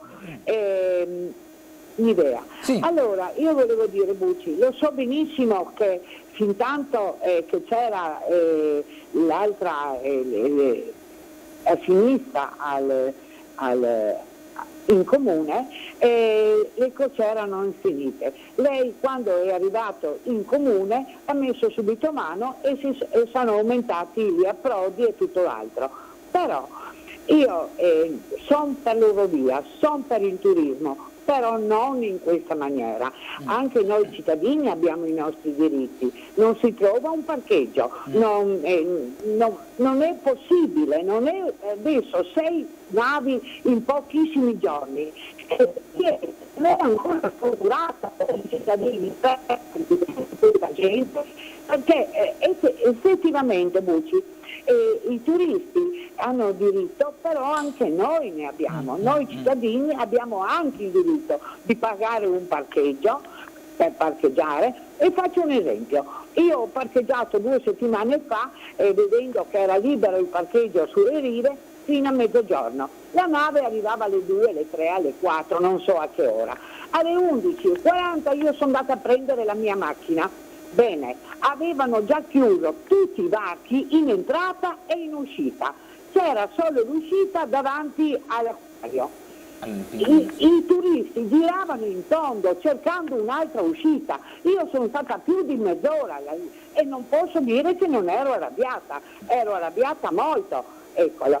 E in più volevo dire un'altra cosa, non sono solo le navi che inquinano, e io non sono fissata ecologicamente, glielo premetto, però appunto queste macchine che cercano un parcheggio, i pullman che sbarcano e imbarcano d'estate col condizionamento e d'inverno col motore acceso perché fa freddo, no? Allora veramente i cittadini, io sono, lo ripeto, propensa al turismo, anche se gli alberghieri si lamentano sempre di qualcosa, manca sempre qualcosa, no? Loro non hanno mai il bicchiere pieno. Però veramente noi abbiamo anche diritto di vivere e bisogna, come ha detto lei, organizzarsi, perché altrimenti i cittadini si arrabbiano, è un eufemismo, no? Sì. E io voglio una città vivibile dove passare i miei ultimi anni e non è possibile questo, io proprio non ne posso più. Speriamo che venga organizzato, che sia organizzato, magari potrebbe prendere in mano il tutto per organizzare, perché se no non è più una città vivibile. Grazie. Grazie, era un'altra mia domanda, il connubio, no? Tra un impatto turistico, anche crocieristico, così forte e poi la quotidianità della gente, il traffico, i posteggi, lo ha fatto l'esempio la signora, i servizi, le file e tutto il resto. Onestamente, perché dobbiamo essere anche onesti, fortunatamente la città di Trieste non ha grossi problemi di traffico. Abbiamo sicuramente il problema della galleria che ha intasato rione di San Giacomo, su questo non c'è dubbio, però non è Milano. Non ha una circonvallazione come Roma con tutti gli intasamenti, è una città relativamente piccola, è una città che io credo ha dei servizi di parcheggio. Certo che la gente è abituata in una certa maniera, quindi l'osservazione, che è stata un altro oggetto delle polemiche, la carenza di parcheggi causa la presenza delle navi. Quello che va ricordato è che ci sono delle norme di sicurezza internazionali che impongono un'area vasta intorno alla nave per ragioni di sicurezza antiterrorismo che deve essere off limits all'accesso, ma questo non è colpa delle navi, è colpa del sistema. Sicuramente quell'area toglie i parcheggi per chi va in città, chi il sabato sera va a bersi il bicchierino in via Torino e non parcheggia gratis, per l'amor di Dio, questo c'è. Però apro e chiudo una parentesi su cosa, come osservava prima la signora, vogliamo avere della nostra città. La signora ricordava, vogliamo avere una città vivibile. Bene, via, questa è la mia opinione, via tutte le macchine dalle rive, come tutte le città turistiche del mondo. Noi abbiamo delle rive che sono splendide, che oggi sono una marmellata di lamiere. Quelle macchine devono sparire, le rive, i posteggi devono sparire, le rive devono essere una passeggiata sul mare. Questo è vivibilità della città, non perché io devo venire con la macchina e bermi l'aperitivo in via Torino, non mi interessa niente. La macchina te la metti nei garage che sono garage, vedi il Teatro Romano, piuttosto che Foro il Piano, piuttosto che al Silos che è sempre vuoto, certamente è lontano, per l'amor di Dio. Però se vogliamo avere una città vivibile, le rive devono essere sgombre. E ricordo, perché questo lo ha deciso il Comune di Trieste, è stato deciso, io personalmente sono contrario, ne prendo atto e lo accetto, non posso fare altrimenti. Verrà costruito il contenitore, il garage davanti alla stazione marittima. Ma signori, sapete cosa vuol dire? Vuol dire che per 4 anni, almeno se saremo fortunati, per 4 anni, là le macchine non si mettono più. Altro che quando viene la nave, per 4 anni, 365 giorni all'anno, le macchine non verranno parcheggiate sulle rive. E poi, quando mai verrà ultimato il garage? Ma voi pensate che le società lasceranno il parcheggio delle macchine fuori? Non esiste. Tutte le rive saranno libere dai parcheggi perché la gente dovrà parcheggiarla dentro. E quindi il problema del parcheggio sulle rive, credetemi, non esiste più. Non ci sarà più. Ma domani, quando inizieranno i lavori. Quindi dobbiamo cambiare noi triestini culturalmente la mentalità. Se io voglio venire in città ho dei contenitori, ripeto, Foro il Piano, il Teatro Romano, abbiamo il Silios che è lontano, c'è il parcheggio di Piazza Ospedale, certo che non è in Corsa Italia, per amor di Dio, ma signori, abbiamo un servizio di trasporto pubblico che è eccezionale, cerchiamo di usarlo se vogliamo evitare l'inquinamento. Certo che la presenza delle navi, quando arrivano le navi, arrivano i taxi, arrivano i pullman, c'è movimento, c'è inquinamento. Ok signore, però insomma, come del resto tutta la città, andate a Roma, cosa abbiamo intorno al Colosseo? Andiamo, non lo so, a Pisa, per dire, no? Che movimentazione di pullman, di turisti ci sono, insomma non si muore per questo. Vediamo invece l'aspetto positivo economico di quanto il turismo sta dando e come Trieste sta rifiorendo anche sotto il profilo estetico. Ho ancora 2 domande, Bucci, poi alle 10 dobbiamo chiudere. Sì. La prima, turismo congressuale è vivo? Sta lavorando bene adesso, grazie al loro gestore, il coordinatore, sta lavorando bene, anche questo deve essere oggetto di coordinamento. Dobbiamo vendere, il turismo congressuale dà un vantaggio, anche se ha avuto una grossissima crisi, perché tutto oggi si fa in videoconferenza, sì, certo, chiaramente, però il turismo congressuale dà disponibilità di copertura alberghiera, quindi va coordinata insieme al pacchetto complessivo che si ragionava prima. Cosa ne pensa dell'ipotesi di un parcheggio grande in Molo Quarto, nella zona dove adesso diciamo ci si affaccia verso il Porto Vecchio con i primi magazzini, e uno nel mercato ortofrutticolo di Campomarzio, che sono le 2 idee di hub di posteggio di cintura per liberare proprio le rive? Ma i parcheggi di cintura non hanno mai funzionato. Ah, no? Ci hanno provato in tanti, ancora l'era Ili che voleva fare il parcheggio piscina, i parcheggi di periferia. La gente è abituata a mettere la macchina davanti al negozio, sì, questo sì. È. Quindi quando non trova il parcheggio va con l'autobus o va a piedi. Mettere i parcheggi di cintura, io credo che non abbiamo ancora la mentalità e la cultura. La dimostrazione è il Silios. Il Silios è un contenitore, la gente io non trovo parcheggio. Rispetto a una città grande, di cosa stia parlando? È una zona non bella, certo. Sì. Non è una zona bella, però la distanza rispetto al centro a piedi è accettabile, non ci parcheggia nessuno. Il Silios è vuoto. Allora, se creo un altro contenitore perimetrale, credo non funzioni. Questa è la mia opinione. Esiste un pacchetto turistico oggi per chi vuole venire a Trieste e si affida a, ok, cerco qualcosa che mi dica, ti guardi i castelli, ti guardi il Carso, ti guardi quello, ti guardi quell'altro, ti guardi Muggia e poi torni a casa? C'è un pacchetto fatto e finito oggi? Purtroppo no. Questa è una cosa... Questo è uno degli strumenti di cui si potrebbe occupare il coordinamento. È una cosa grave. All'epoca, parliamo di diversi anni fa, quando presentai in Consiglio Comunale il piano del turismo della città, 10 anni, esisteva una promozione hour by hour, a ora. Io, turista, vengo in città e decido quanto tempo libero ho, 1 ora, 2 ore, 3 ore, 6 ore, 8 ore. Ti offrivo la proposta a ore. In 1 ora visiti questo, in 2 ore questo, 3 ore, 2 giorni, 4 giorni. Questo è un lavoro che deve essere fatto, che oggi purtroppo non c'è.